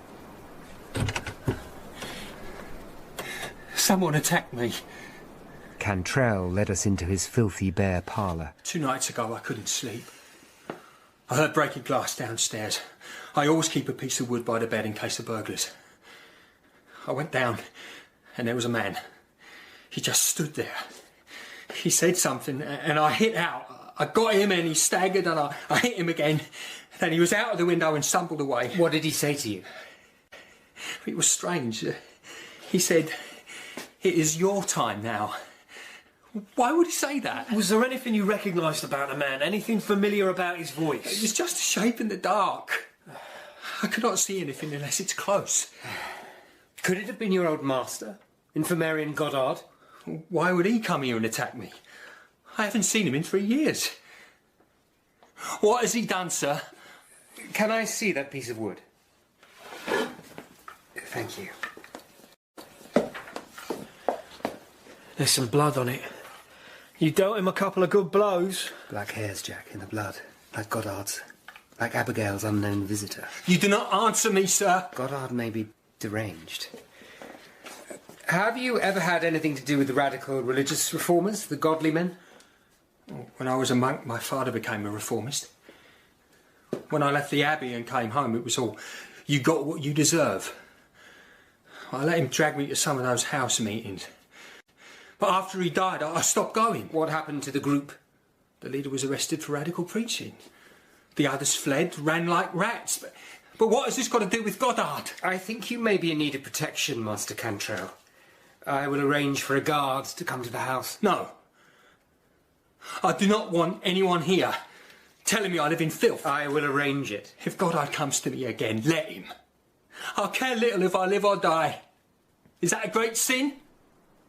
We had an hour before we were due to meet Coroner Harsnet. I left Barrack, saying I needed time alone for a while, and went inside the Abbey precinct. In the Abbey church, I walked up to Henry VII's chapel, where the King's father lay. I became aware of a group of people nearby, gathered before a bare stone altar adorned only with a cross.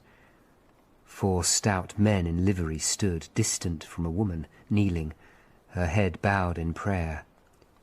I saw it was Lady Catherine Parr. She had just risen to her feet when there was a disturbance. There was a mad beggar in front of her, pleading for his lost teeth. Then a figure stepped from the shadows with his sword drawn. Sir Thomas Seymour. You're safe, my lady. I'm here. Go on, mad wag. Go! Out of here! Go now! I know you told me to stay away. You said I must not try and see you because it's cruel, but a servant in your household said you'd be coming to the Abbey today. I wanted merely to see you, to watch you from a distance. Master Shardlake. Step out. It's all right, my lady. The crookback will say nothing. I know him. You'll not say anything, will you? Not to my brother or Cranmer? No, sir. Why should I wish to be involved? Well judged, crookback.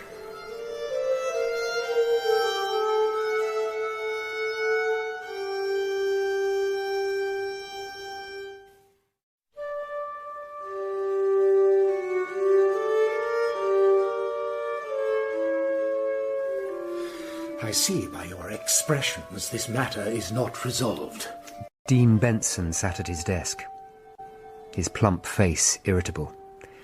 Coroner Harsnet and I sat across from him. I confess I find it distasteful, the insinuation that ex-monks from Westminster are involved in these killings. There has been another murder, and no trace of Goddard or his family.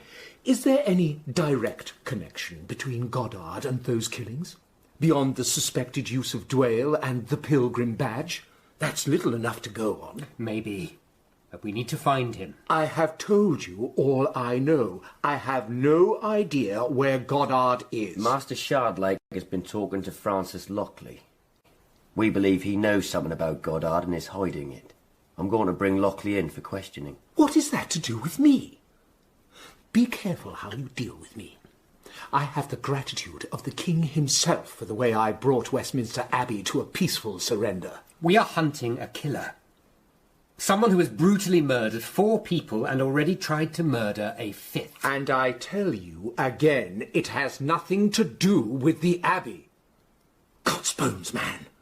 I knew Goddard. I used to talk to him. He was one of the few monks in this place with any intelligent conversation. The idea of Goddard killing people to fulfill some prophecy in Revelation is ludicrous. I know who you are, Master Shardlake. I remember now.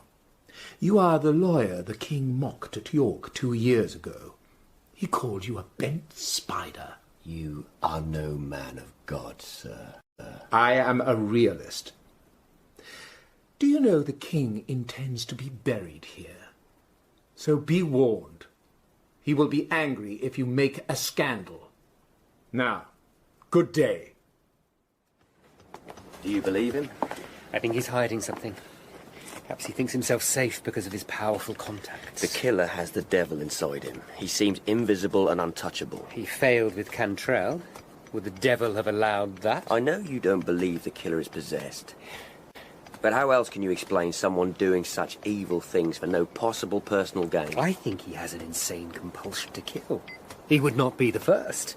Well, tell me how and why he is mad. I cannot.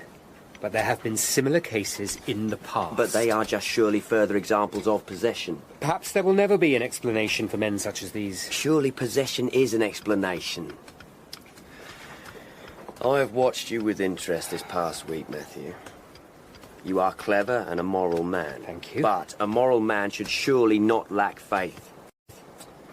Forgive me, but do you not think the state of your back makes you bitter and resistant to God? I was a hunchback when I was a man of faith.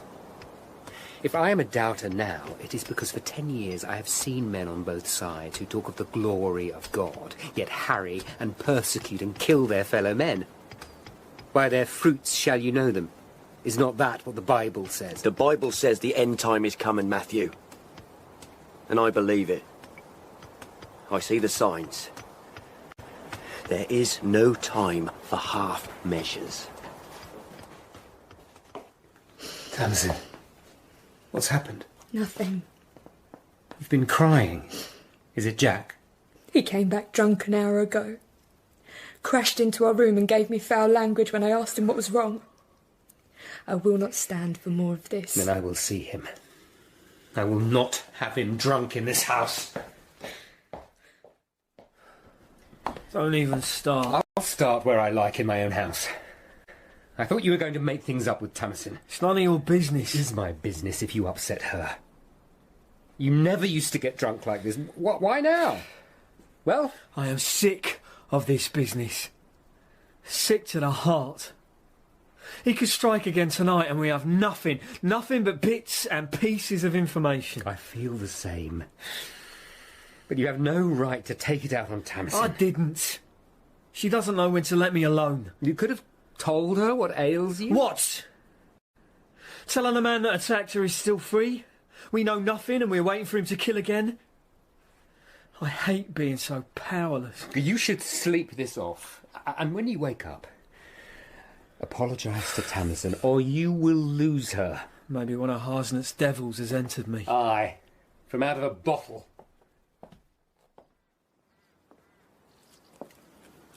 You look tired, Matthew. This hunt for Roger's killer is wearing you down. He's with me all the time. The fact he is still at large. I know you will be doing all you can. I am. Your son Samuel will be back in Bristol by now. Yes. He very much wanted me to go back with him. But I will stay here until the killer is caught. In the long run, I could perhaps buy a house in Bristol. It would be hard for me to do that here. Roger's absence follows me. It is like a hole in the world. I think that is how grief is. The hole in the world will always be there, but slowly you begin to notice the other things.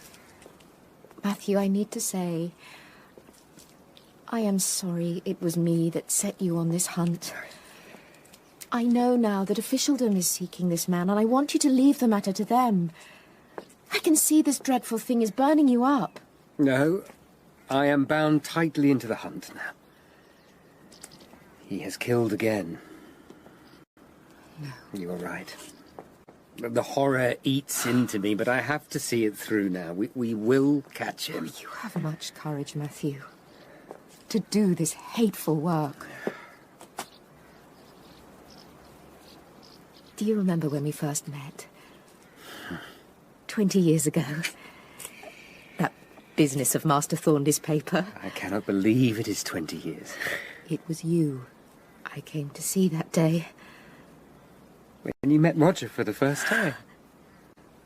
Do you not think my father could have got a servant to deliver his message? I offered to bring it round so I could see you. I did not realise. But I remember noting that you and Roger got on very well and feeling jealous. I thought you were not interested in me. How little we know each other. How easy it is to make mistakes. Yes, it is. I hope you do not go to Bristol, Dorothy. I will miss you. I feel I am a burden to my friends. Never to me. We should go back. The rain's coming. There are still 3 more vials to be poured out. 3 more murders to come. All the men of power who had involved themselves in this grim quest were gathered in Archbishop Cranmer's office. Coroner Harsnett, Lord Hertford, and Sir Thomas Seymour. Cranmer sat behind his desk, his face severe. And with each killing, it gets harder to conceal what is happening. Coroner Harsnett, you have some news. Lockley has vanished. I sent men, but he'd made a run for it. The Bunce woman said he'd been on edge ever since Master Shardlake questioned him. Is he the killer? If I may speak, my lord. No, I don't think he is. I believe it is some secret to do with the Abbey infirmaries. I don't think he's clever enough. The man we seek is very clever and has made killing his life's mission. So, Coroner Harsnett, you lost the girl from Yarrington's and you cannot find Goddard despite all your resources. How is that? It is easy to disappear in London. Thank you, Matthew. I do not believe Goddard's family are from within London. I think they may have come from the nearer parts of Middlesex or Surrey or Kent. That must be near enough for him to ride into London. I'm making inquiries with the officials for all those counties, but it takes time. Time is what we do not have. Sir Thomas, If you would make some men quietly available to Coroner Harsnett, it would help us greatly. They must come under the direct supervision of the coroner. I rode through the crowded streets, looking around warily. On the corner between Thames Street and New Fish Street, two sturdy-looking young men in ragged clothes sat staring out at the crowd. A young woman sat between them, all dressed in rags, her head cast down. She looked up as I passed, and I saw that she was beautiful. I thought of what had been offered to Tamsin and the tooth-drawers who would pay to destroy this girl's face. I rode to Guy's, and his assistant Piers took out my stitches. He did it gently, although he knew I did not like him. Afterwards, Guy offered me a glass of wine. I've been thinking, Matthew, that the killer must be a good actor. My guess is that his acts of killing are a sort of ecstasy for him, but perhaps, that apart, he's able to live a normal life without standing out. What happens after all the vials are poured out? Who is it? It's me, Barrack. There's been another killing at the Green Man Tavern this time. Dr. Moulton, you should come with us. The smell burned the backs of our throats. Lockley's wife, Mistress Bunce. Open the windows! She was lying on the floor, her arms tied behind her with a rope. Her jaw had been snapped shut on her tongue, and half of her had been burned away. He's used vitriol, and his kingdom waxed dark, and they gnawed their tongues for pain. Lockley might still be here. Let's search the house. Lockley wasn't there, but in a second bedroom there was a locked chest. Barrack picked it open, and inside we found wooden blocks with hinges in the shape of human jaws. There were holes where the teeth could be placed. Denture blocks. Barrack went next door to question the neighbours. I found Guy praying beside the body. Did Lockley do this, Matthew? I can't see that he did. To do this to a woman? Did you find anything from the neighbours, Jack? She once belonged to a radical congregation at Clerkenwell. What happens when the sixth vial is poured out? Revelation talks of great waters being dried up. The Euphrates. Well, he make a killing that symbolises that. He'll find a way. Jeez, who knows what. I found out something else tonight. The name of a lawyer who may be involved in the killings. In what way? I asked around, and there were whispers that your old and bitter rival Belknap had something to tell. He did. I was kindly, sir, but persuasive. This lawyer approached Belknap and said he had a client who would pay good money for information about me and you. Our work habits, our routines, and where we lived. The lawyer's name is Colin Felday. Do you know him? I've seen him. He's known to do anything for money. I believe Felday's client killed 5 people and has hunted us as we have hunted him. He lives on Adel Hill. It's a street of whores. So much for the devil granting this killer supernatural powers. A crooked barrister sold information to a crooked solicitor. Go on. We borrowed a candle from a woman on the ground floor of Felday's building. On the first floor there was a wide landing. There was no answer when Barrack knocked on the lawyer's door. It's locked. Break it down. There's a window open somewhere. God's bones, it's whiffy. Wait. Look. Hey! You! The figure of a young man lay slumped across a large desk. He did not move. Barrack lifted him gently upright in his chair. It was Felday. He had a large stab wound in his chest, right over his heart. Well, at least he died quickly. He wouldn't have known what hit him. And this was simply done. Not like the others. And I see no symbolic linking to Waters drying up. He was killed to stop him talking. Come on, Barrack. All the people living in this city, sir. If they knew what was happening in their midst. I know. They're anxious already. With all these so-called signs and talk of the end time. If they knew what was unleashed here, they would panic.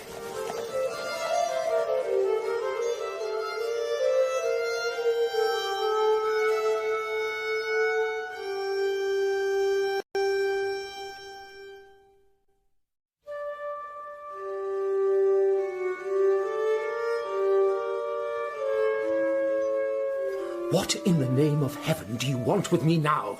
Coroner Harsnett, Barrack and I confronted Dean Benson in his office. We have been to Lockley's house. So what has this to do with me? Show him the wooden dentures, Jack. There was a connection between you and those associated with the infirmary. More, I think, than the mere fact you had overall authority of the monks' infirmary and the lay hospital. I think this is what you have been hiding. And this is what I think happened. Goddard used to administer dwale to render people unconscious for operations. Meanwhile, this fashion came in among the rich for wearing false teeth set in wood. The teeth are usually obtained from healthy young people, preferably as a complete set. Is there some meaning to this? I have encountered a beggar around here. He has not a tooth in his head, and he asks anyone who will listen if they know where his teeth are. He is mad, of course, but I wondered what drove him so. Perhaps his teeth were removed under dwale. One of the reasons tooth drawers find it hard to get volunteers is the pain involved, but destitute folk who came here to have their illnesses treated could be offered a dose of dwale to make the process painless. If Goddard and Lockley and Cantrell had some scheme going, I knew nothing of it. And what has this to do with your hunt for the killer? We need to know all, Dean. It is clear to us that all this is not news to you. You are right, Sergeant Shardlake. I congratulate you. How did you learn about it? Cantrell told me. He heard Goddard and Lockley talking. He suspected that one or two of the people that Goddard and Lockley rendered unconscious for their teeth never woke up. Cantrell was terrified when I mentioned Goddard's name. Did Goddard know that Cantrell had informed on him? No. I never told him I knew. The king wanted the monastery to be closed quietly and peacefully, without scandal. And that is what I achieved. The king would not like a scandal even now. So you swung with the wind. Better than swinging in the wind, as many have. You have told us everything? All. On my oath as Dean of Westminster. I know how much that is worth, sir. How long will I have to have a guard here? Cantrell's tumble-down house was filthy and foul-smelling. The young man, peering through his glasses, seemed in despair. He may be needed for some time yet. Well, he can stay out the back. I don't want him in the house. Who are you, sir? I'm the London Assistant Coroner, and I have to tell you that Francis Lockley has disappeared and the woman he lived with has been killed. Was that Lockley who broke in here? No. The man who came in here was tall. Goddard was a tall man. Why did you not tell me about Goddard and Lockley's scheme with the teeth? Is that why you think Goddard is after me? Because I told on him. Goddard doesn't know it was you who informed on him, but why did you not tell me? Well, much good it did when I spoke out the first time. It does no good trying to do right. It's better to be left alone. I just want left alone. Just let me give you something to eat, Matthew. No, thank you. I have much to do. I just wanted to see how you were. You've been through so much. Take my hand. You look more tired than ever. I think we may be near the end of the trail. I hope that we are. It's there with me all the time. When I close my eyes, when they are open. When I first saw Roger's body. Oh, Dorothy. I'm sorry. She looked up at me, and I felt that if I kissed her now, she would respond. But she blinked and took a step back. Poor Matthew. You're running from pillar to post to help me. Whatever I can do. At any time. I know. I had a disturbed night, listening to the sound of the rain. Early morning I rode through the muddy streets to meet Guy at the Bedlam. In his cell, Adam Kite was still chained and praying. Heavenly Father, I have sinned against the light. Your light that shines in all darkness, tell me I am so... Guy touched the boy gently on the shoulder, and he ceased his frantic whispering. I watched Guy engage with Adam. He had endless patience, telling him Jesus did not want his followers to suffer unnecessarily. But God tests his people. Look at Job. He tests their faith. Is that what you feel? That God is testing you? It is better than being cast out. It says in the book of Revelation... Read the 4 Gospels, Adam. You will see that none who repents is rejected. But Adam returned to his praying. Heavenly Father, I have sinned against the light, your light that shines in all darkness. As we ate at a nearby inn, Guy told me that he was following the trail of mystery, trying to understand things by looking at Adam's reactions. Matthew, there is something I need to tell you. I am troubled by my apprentice Piers. Has he some hold over you? Not in the way you mean. He was so tractable when he came. He did everything to help me. But you were right. He listens at doors when I'm consulting with patients. I am disturbed and uncertain in my mind. I am prey to disturbing feelings about Piers. I have wondered if they are honourable. I have pondered and prayed on it deeply, and I think what I want, perhaps have always wanted, is a son. But Piers flirts with me. I fear he has raised something in me I did not know was there. Something more than the urge to be a father to him. Piers is cold, calculating and exploitative. I have seen his wheedling and arrogance when he is with you. Something else has happened, Matthew.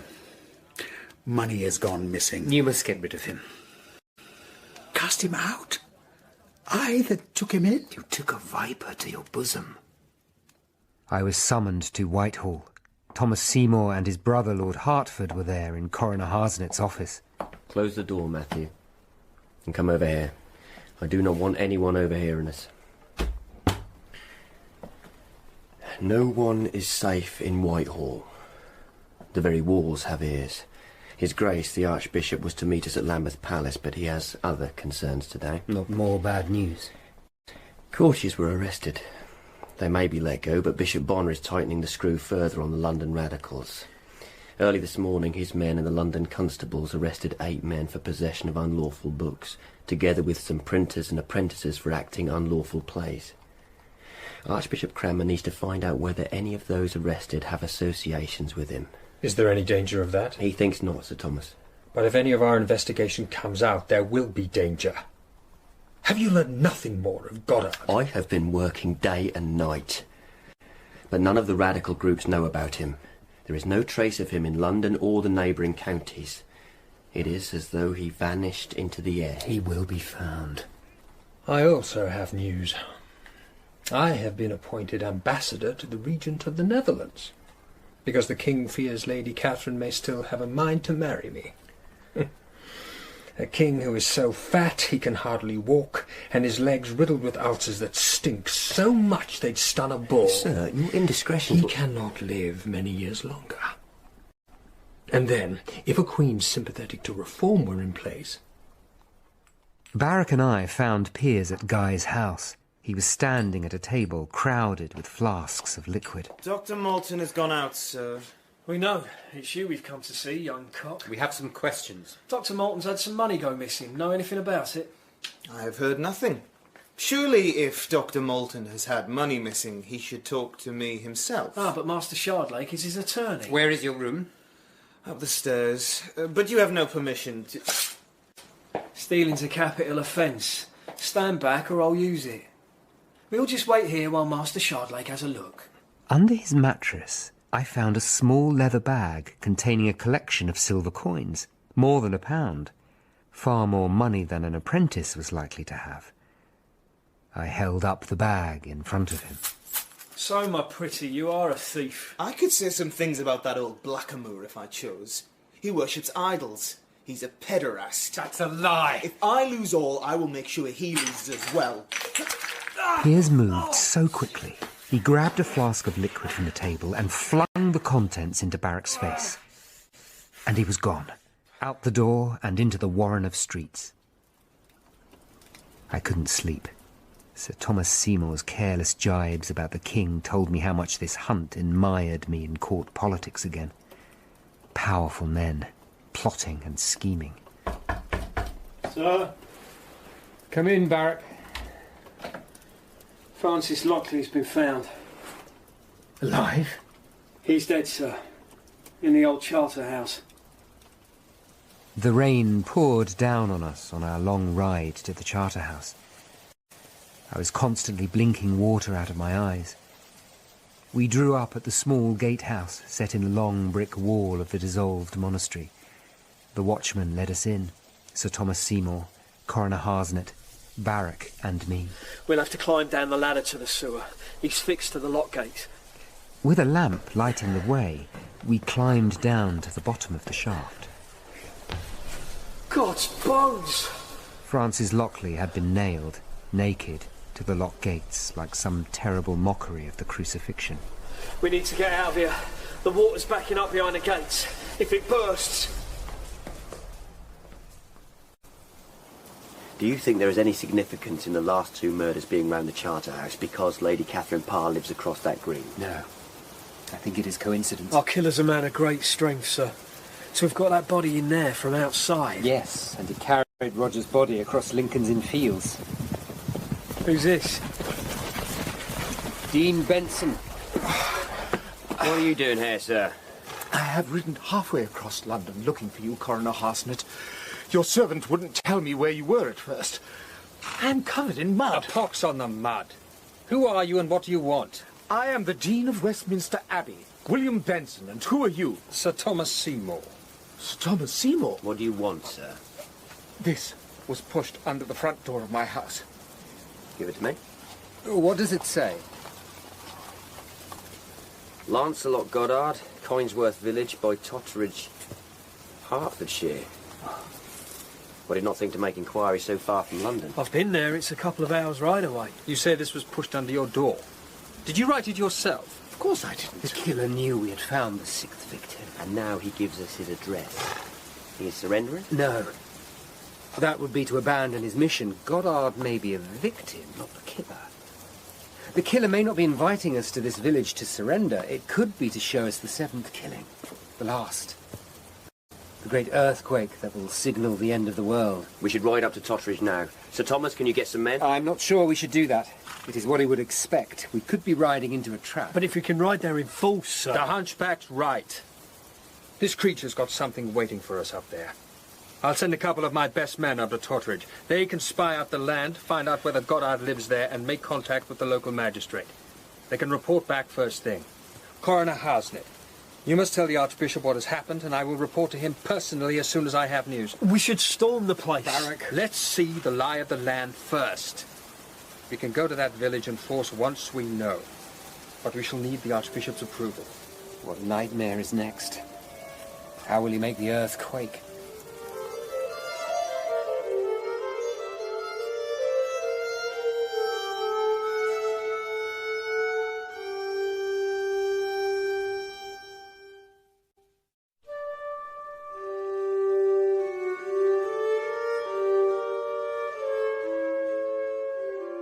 Guy came to my house in the early morning, saying that Piers had gone missing. He has not returned home, and I don't know where he is. Barrack and I spoke to him about your missing money. What? You should have come to me first. You should not have gone behind my back. I thought it best for us to confront him. You thought I would obstruct you, that's all. I've helped you, Matthew. And this is how you repay me. I did not feel you could see Piers clearly. He is a thief, Guy. And now he is gone. I am sorry. I will not have Piers prosecuted when he is caught. I will not see him hanged for stealing a little money. I hope you find Goddard, Matthew. Good luck. Guy, please. I have an appointment at the Bedlam. I set out for my chambers, but as I rode through the streets, I thought of the harm I had done to our long friendship, and I decided to go on myself to the Bedlam to try and speak to Guy again. I didn't find him there, but I did find Adam Kite, still chained in his cell. He was showing concern for one of the female keepers who was in distress after being shouted at by Keeper Shawms. Are you all right? He's gone. It's all right. Adam, I've not seen you concerned for another's welfare before now. She was scared. That's kind of you. You may go now, mistress. I was not sinning again, even in thought. What? My concern was honourable. Please say you saw that it was so if you were asked. Why did you say this to me? It was not like it was before. Before what, Adam? The wicked reverend's woman.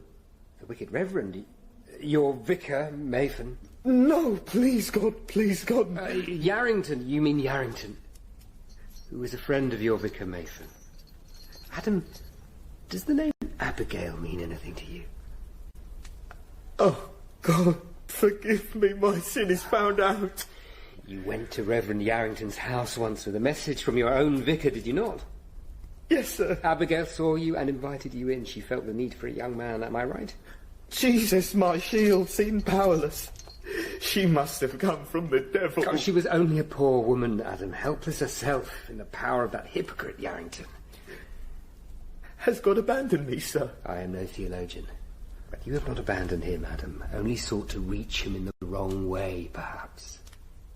I rode home on Genesis, remembering the words from Revelation, and the seventh angel poured out his vial into the air, and there came a great voice out of the temple of heaven, saying, "It is done."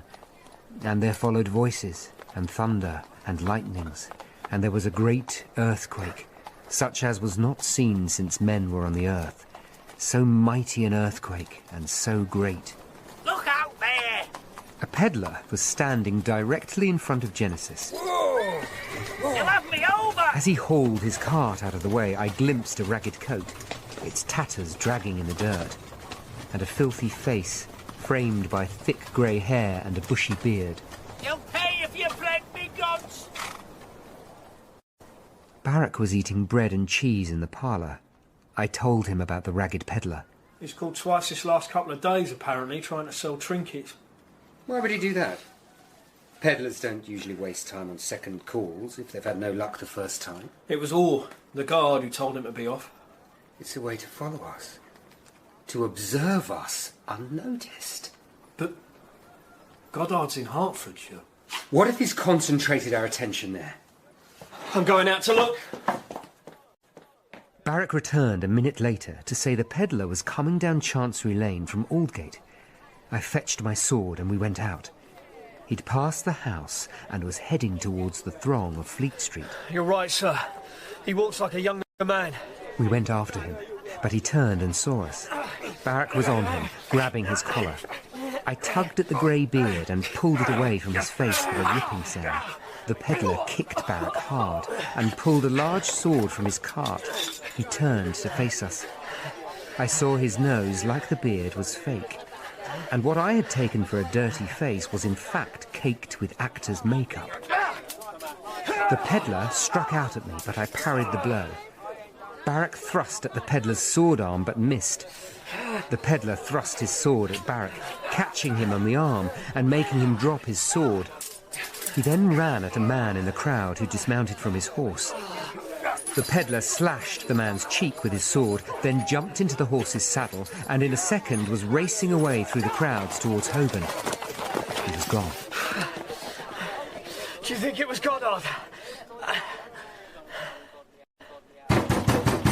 Master Shardlake! The summons came after midnight. Barak and I hurried to Archbishop Cranmer's office at Lambeth Palace. Coroner Harsnet was there, and Lord Hertford. Sir Thomas Seymour gave us the news from Hertfordshire. His men had found the Goddard Manor House just outside the village of Kinesworth. Goddard lived alone in the crumbling building, a recluse, and disliked locally. Villagers had reported him riding out to London yesterday, and there was no sign of him at the house until well after nightfall. Then smoke was seen coming from the chimney of the house. On that timescale, he could have been the peddler who attacked us. Sir Thomas, you say you can provide a dozen men. We must end this matter now, my lord. That's what he expects us to do, my lord. This is tied in with the killing of the 7th victim. We have no choice. We must go there in force. Matthew, I want you to go with Sir Thomas' party. It seems that for the killer you are connected to his mission. Yes, my lord. I pray you can all end this horror. We rode on through the dark and silent roads. No sound but disturbed birds, the cattle dim shapes in the meadow. We arrived at a small country inn set back from the road. Inside, a local trusted magistrate showed us a hand-drawn map, a plan of Goddard's house and the surrounding countryside. We were to strike at first light. All we had to do was wait. But I knew also the killer was waiting for us. Can I talk, sir? Of course. Tamison is talking of leaving me. To go where? She has an old friend who works in the kitchens at Whitehall Palace. I am sorry, Jack. All I wanted was to provide for her, keep her safe and give her a family. And I've been able to do none of those things. You have had little luck. But that is the fault of neither of you. If only the two of you could talk freely. Promise me you will try. Before dawn, we set off along the country lanes, our little troop of armed men. At length we arrived at a stretch of woodland. The house was set in a little hollow in the middle. All the windows were shuttered, and a thin plume of smoke rose from one of the tall brick chimneys. We have him trapped now, surely. If we catch him, Kremlin wants him killed, Jack. We are all pawns in a political game. Ready? Good. I will lead.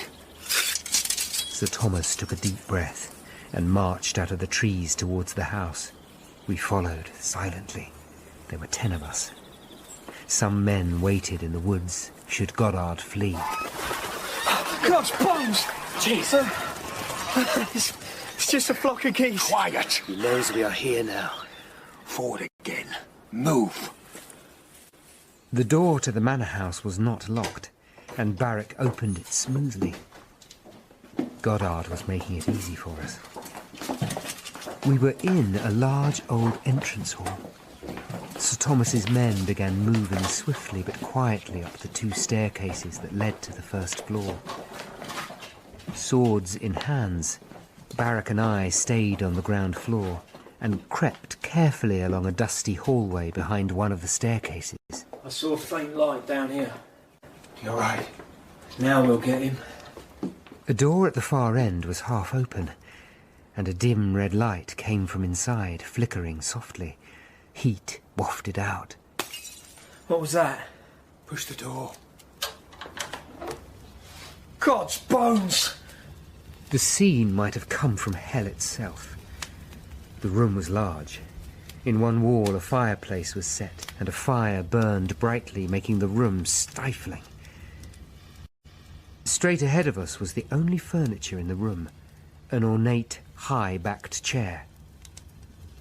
Sitting in it was a man, in the black robe of a Benedictine monk, the hood raised over his head, flames reflected from the fire dancing in his eyes.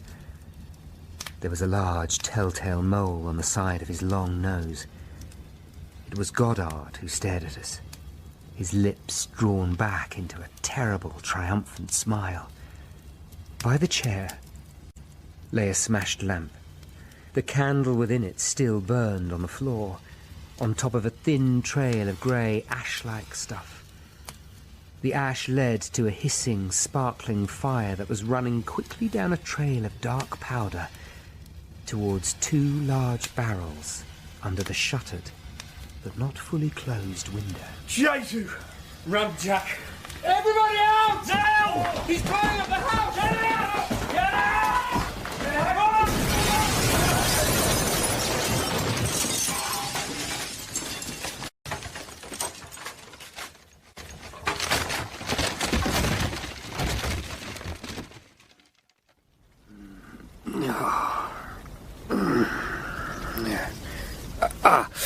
Stay still, Master Shardlake.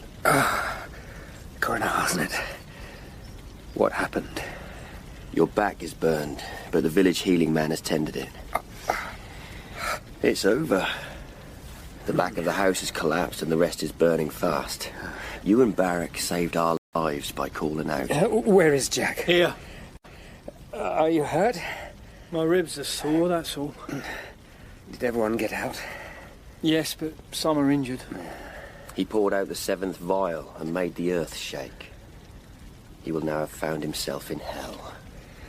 But why would he kill himself just at the culmination of his great scheme? Surely if he thought it would bring about Armageddon, he would want to see it. Who knows, Master Shardlake, now the devil has gathered his soul.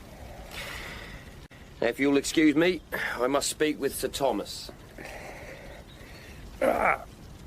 It's not over, Jack. But we saw him. That was Goddard. He set a trap to blow us all to Kingdom Come. But it didn't. We all got out. Only just.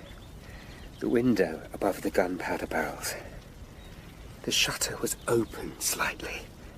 There could have been someone else in there who lit the fuse and got out. What if the fuse was timed? So that whoever saw him would be able to get out of the room and testify the killer was himself dead. But he was sitting there grinning at us. We saw him. What if Goddard wasn't the killer? What if the 7 vials are only a stage in some larger pageant? The next stage of which he can go on to, untroubled if he is believed dead. If you tell Sir Thomas he hasn't got the killer after all, he'll be furious. He was, and dismissed me.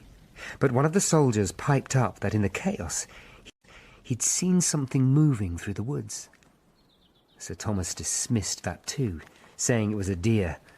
But I requested that the rubble be cleared from the collapsed back of the manor house. Here! There's something. Wait, I'll pull it out. Jesu! Oh, it's a head, sir. Stand back. God's bones. Oh, it's Goddard. No wonder he smiled. His mouth has been nailed open. This man was dead when we entered the room.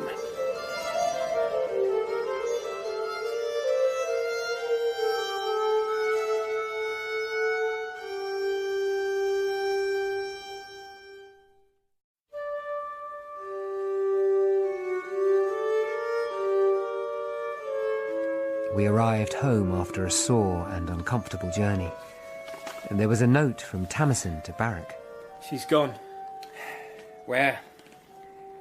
She says she's gone to stay with that old friend.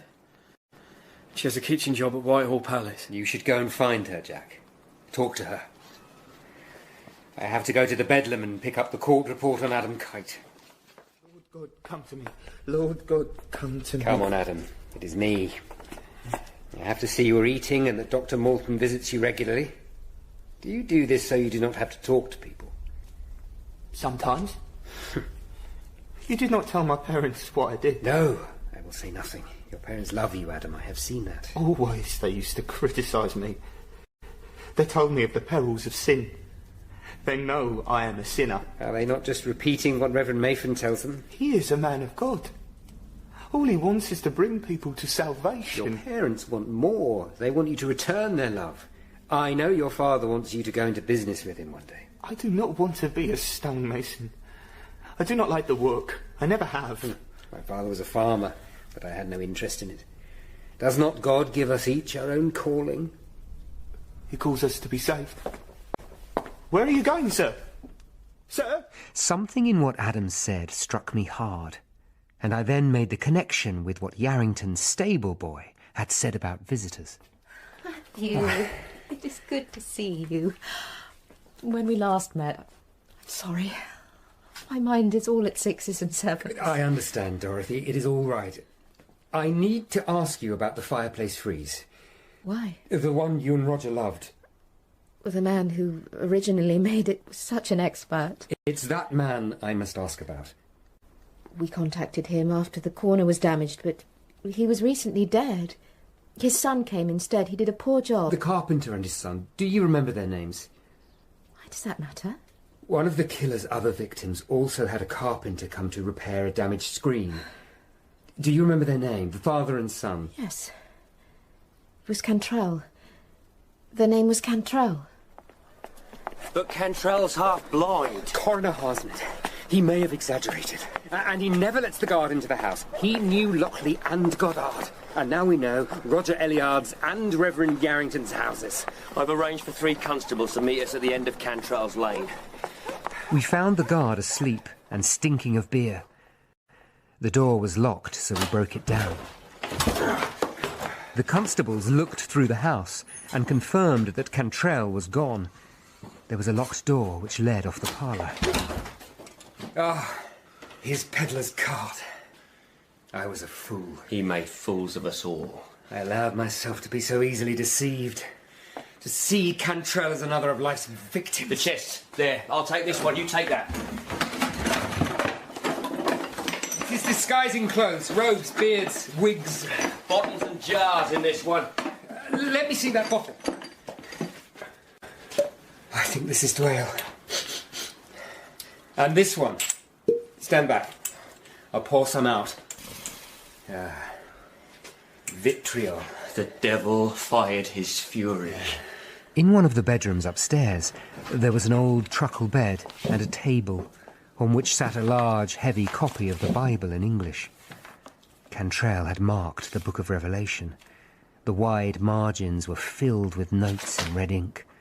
I realised it was only part of Revelation that had been marked. The 7 vials of wrath, and then the chapter on the judgment of the great whore. I am afraid, Matthew. Where is he now? I asked them to leave the room, and I sat with Revelation. I needed to see the words through Cantrell's angry eyes. I will show unto ye the judgment of the great whore. Within the kings of the earth have committed fornication. And the beast that was and is not, even he is the 8th, and is of the 7, and goeth into perdition. After the 7 vials, the next victim will be the 8th. Like the 7, but different somehow in kind. King Henry VIII, who was a reformer, but was no longer, and not the king, but she who would be his wife. I knew then Cantrell meant to kill Catherine Parr. Archbishop Cranmer gave us 12 men and sent a fast rider before us to Charterhouse Square to say there was a gang of burglars with designs on the house.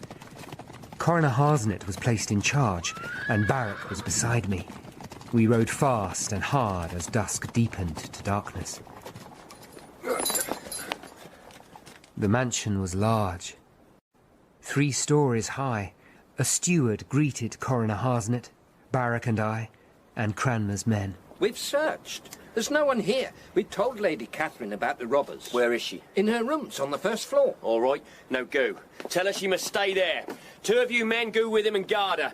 I want 6 men patrolling outside. Everyone else inside with us. Barrack and I climbed the stairs, checking every room. Fire!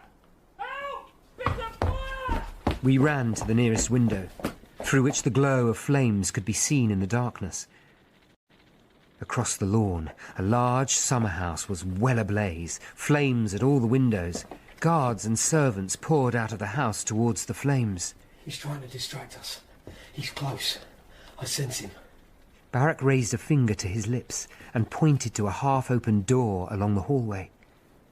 We walked towards it. Barrack drew his sword and I, my dagger. We could feel a breeze come from the room and smell the acrid stink of smoke drifting into the building. Barrack kicked the door wide open and we lunged inside. Got his bones of smoke! It was a storeroom. Stacked chairs and tables and a heap of large cushions lying against the walls. I crossed to the open windows.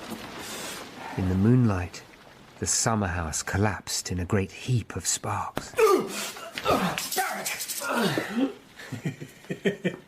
He can't help you. Cantrell had risen from behind the cushions and stood over a prone Barrack, who lay on the floor, his forehead red with blood. Cantrell dropped his lump of wood and took Barrack's sword, which he thrust quickly at my throat. God has delivered you to me. Let go of the dagger. Catherine Parr is well guarded. The devil told you, didn't he? He knows she's the great whore foretold. But the Lord has delivered you to me, to remove an enemy and strengthen my hand. Kneel down. Kneel down, or I'll... Right. Good. Drink it. Drink it!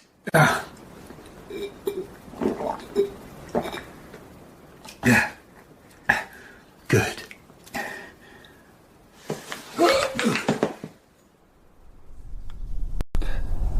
Where are we?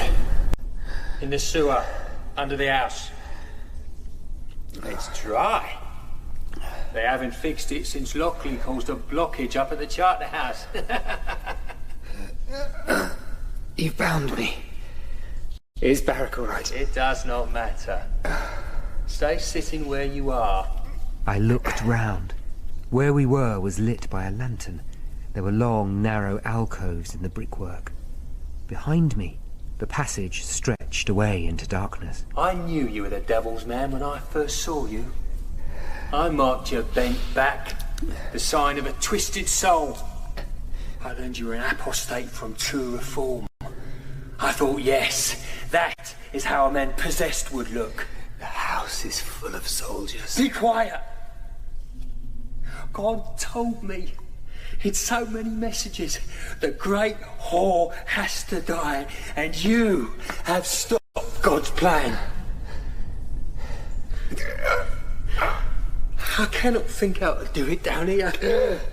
You're cutting my neck. Admit you are possessed by the devil. Admit it. Say it in you. I command you in Jesus' name. What is that noise? I knew, and my heart sank. They were opening the doors that held the water back up at the charter house. We were both going to drown like rats. A wall of water and foam rushed down on us. I thrust myself into an alcove. Cantrell was carried away silently in the flood, arms outspread as though he were flying. The very force of the flood saved me, for I had rolled far enough into the alcove for the backwash to slam me up against the far end. The water rose over my neck and over my face, pulling me, tugging me, but I jammed myself against the walls and held on. There was a great sucking sensation as the water ebbed. Eventually a faint half-light lightened the gloom. I rolled out of the alcove into the passage. Cantrell was dead, his body impaled against the grille. Go in the house, Nick! The lawyer's alive! He's alive! Matthew! Is Barrack alive? Yes, he is. You would have drowned me. I feared he might get away in the tunnels even if I sent men after him. It was the only way to be sure. I'm sorry, Matthew. While I recovered in my bed from the ordeal, I received a message from Lady Catherine Parr. She said she was someone who remembered favours a long time, and she would like to receive me when I was well. I heard, too, that she had consented to marry the king in full summer. I worked hard, and began tentatively to make good my old friendship with Guy, and Dorothy Elliard left London for Bristol to live with her son. She wrote me a letter. I realise what you have felt for me, Matthew, and you have behaved honourably. Being yourself, you could do no other. And I believe that your determination in hunting down Roger's killer was done for him as well as for me. Yet I know now that I will never marry again, nor should I. The 20 years that Roger and I had before that evil creature took him were, I know, blessed with a happiness that is rare among married couples. Any other marriage could only be a pale shadow, and that would be fair on nobody. Forgive me, Matthew. And come to visit us? 3 months later, Barrack and I visited Adam Kite in the Bedlam, where, under Guy's care, it improved to the point where it looked as though he could leave soon and return to the world. He says he's interested in the law. That's a new thing. He's a bright lad. One day he may make a lawyer. How is Tamsin? I've been to see her several times at her work. She's forgiven me, but she won't come back. Not yet, at least. Don't give up on her. I believe there is still hope. Thank you, sir. Now listen. Whoa. The King has finally married Catherine Parr. Well, we have fresh work to do. Aye, a couple of tricky cases coming up. Good. I look forward to it. Yeah. Go on.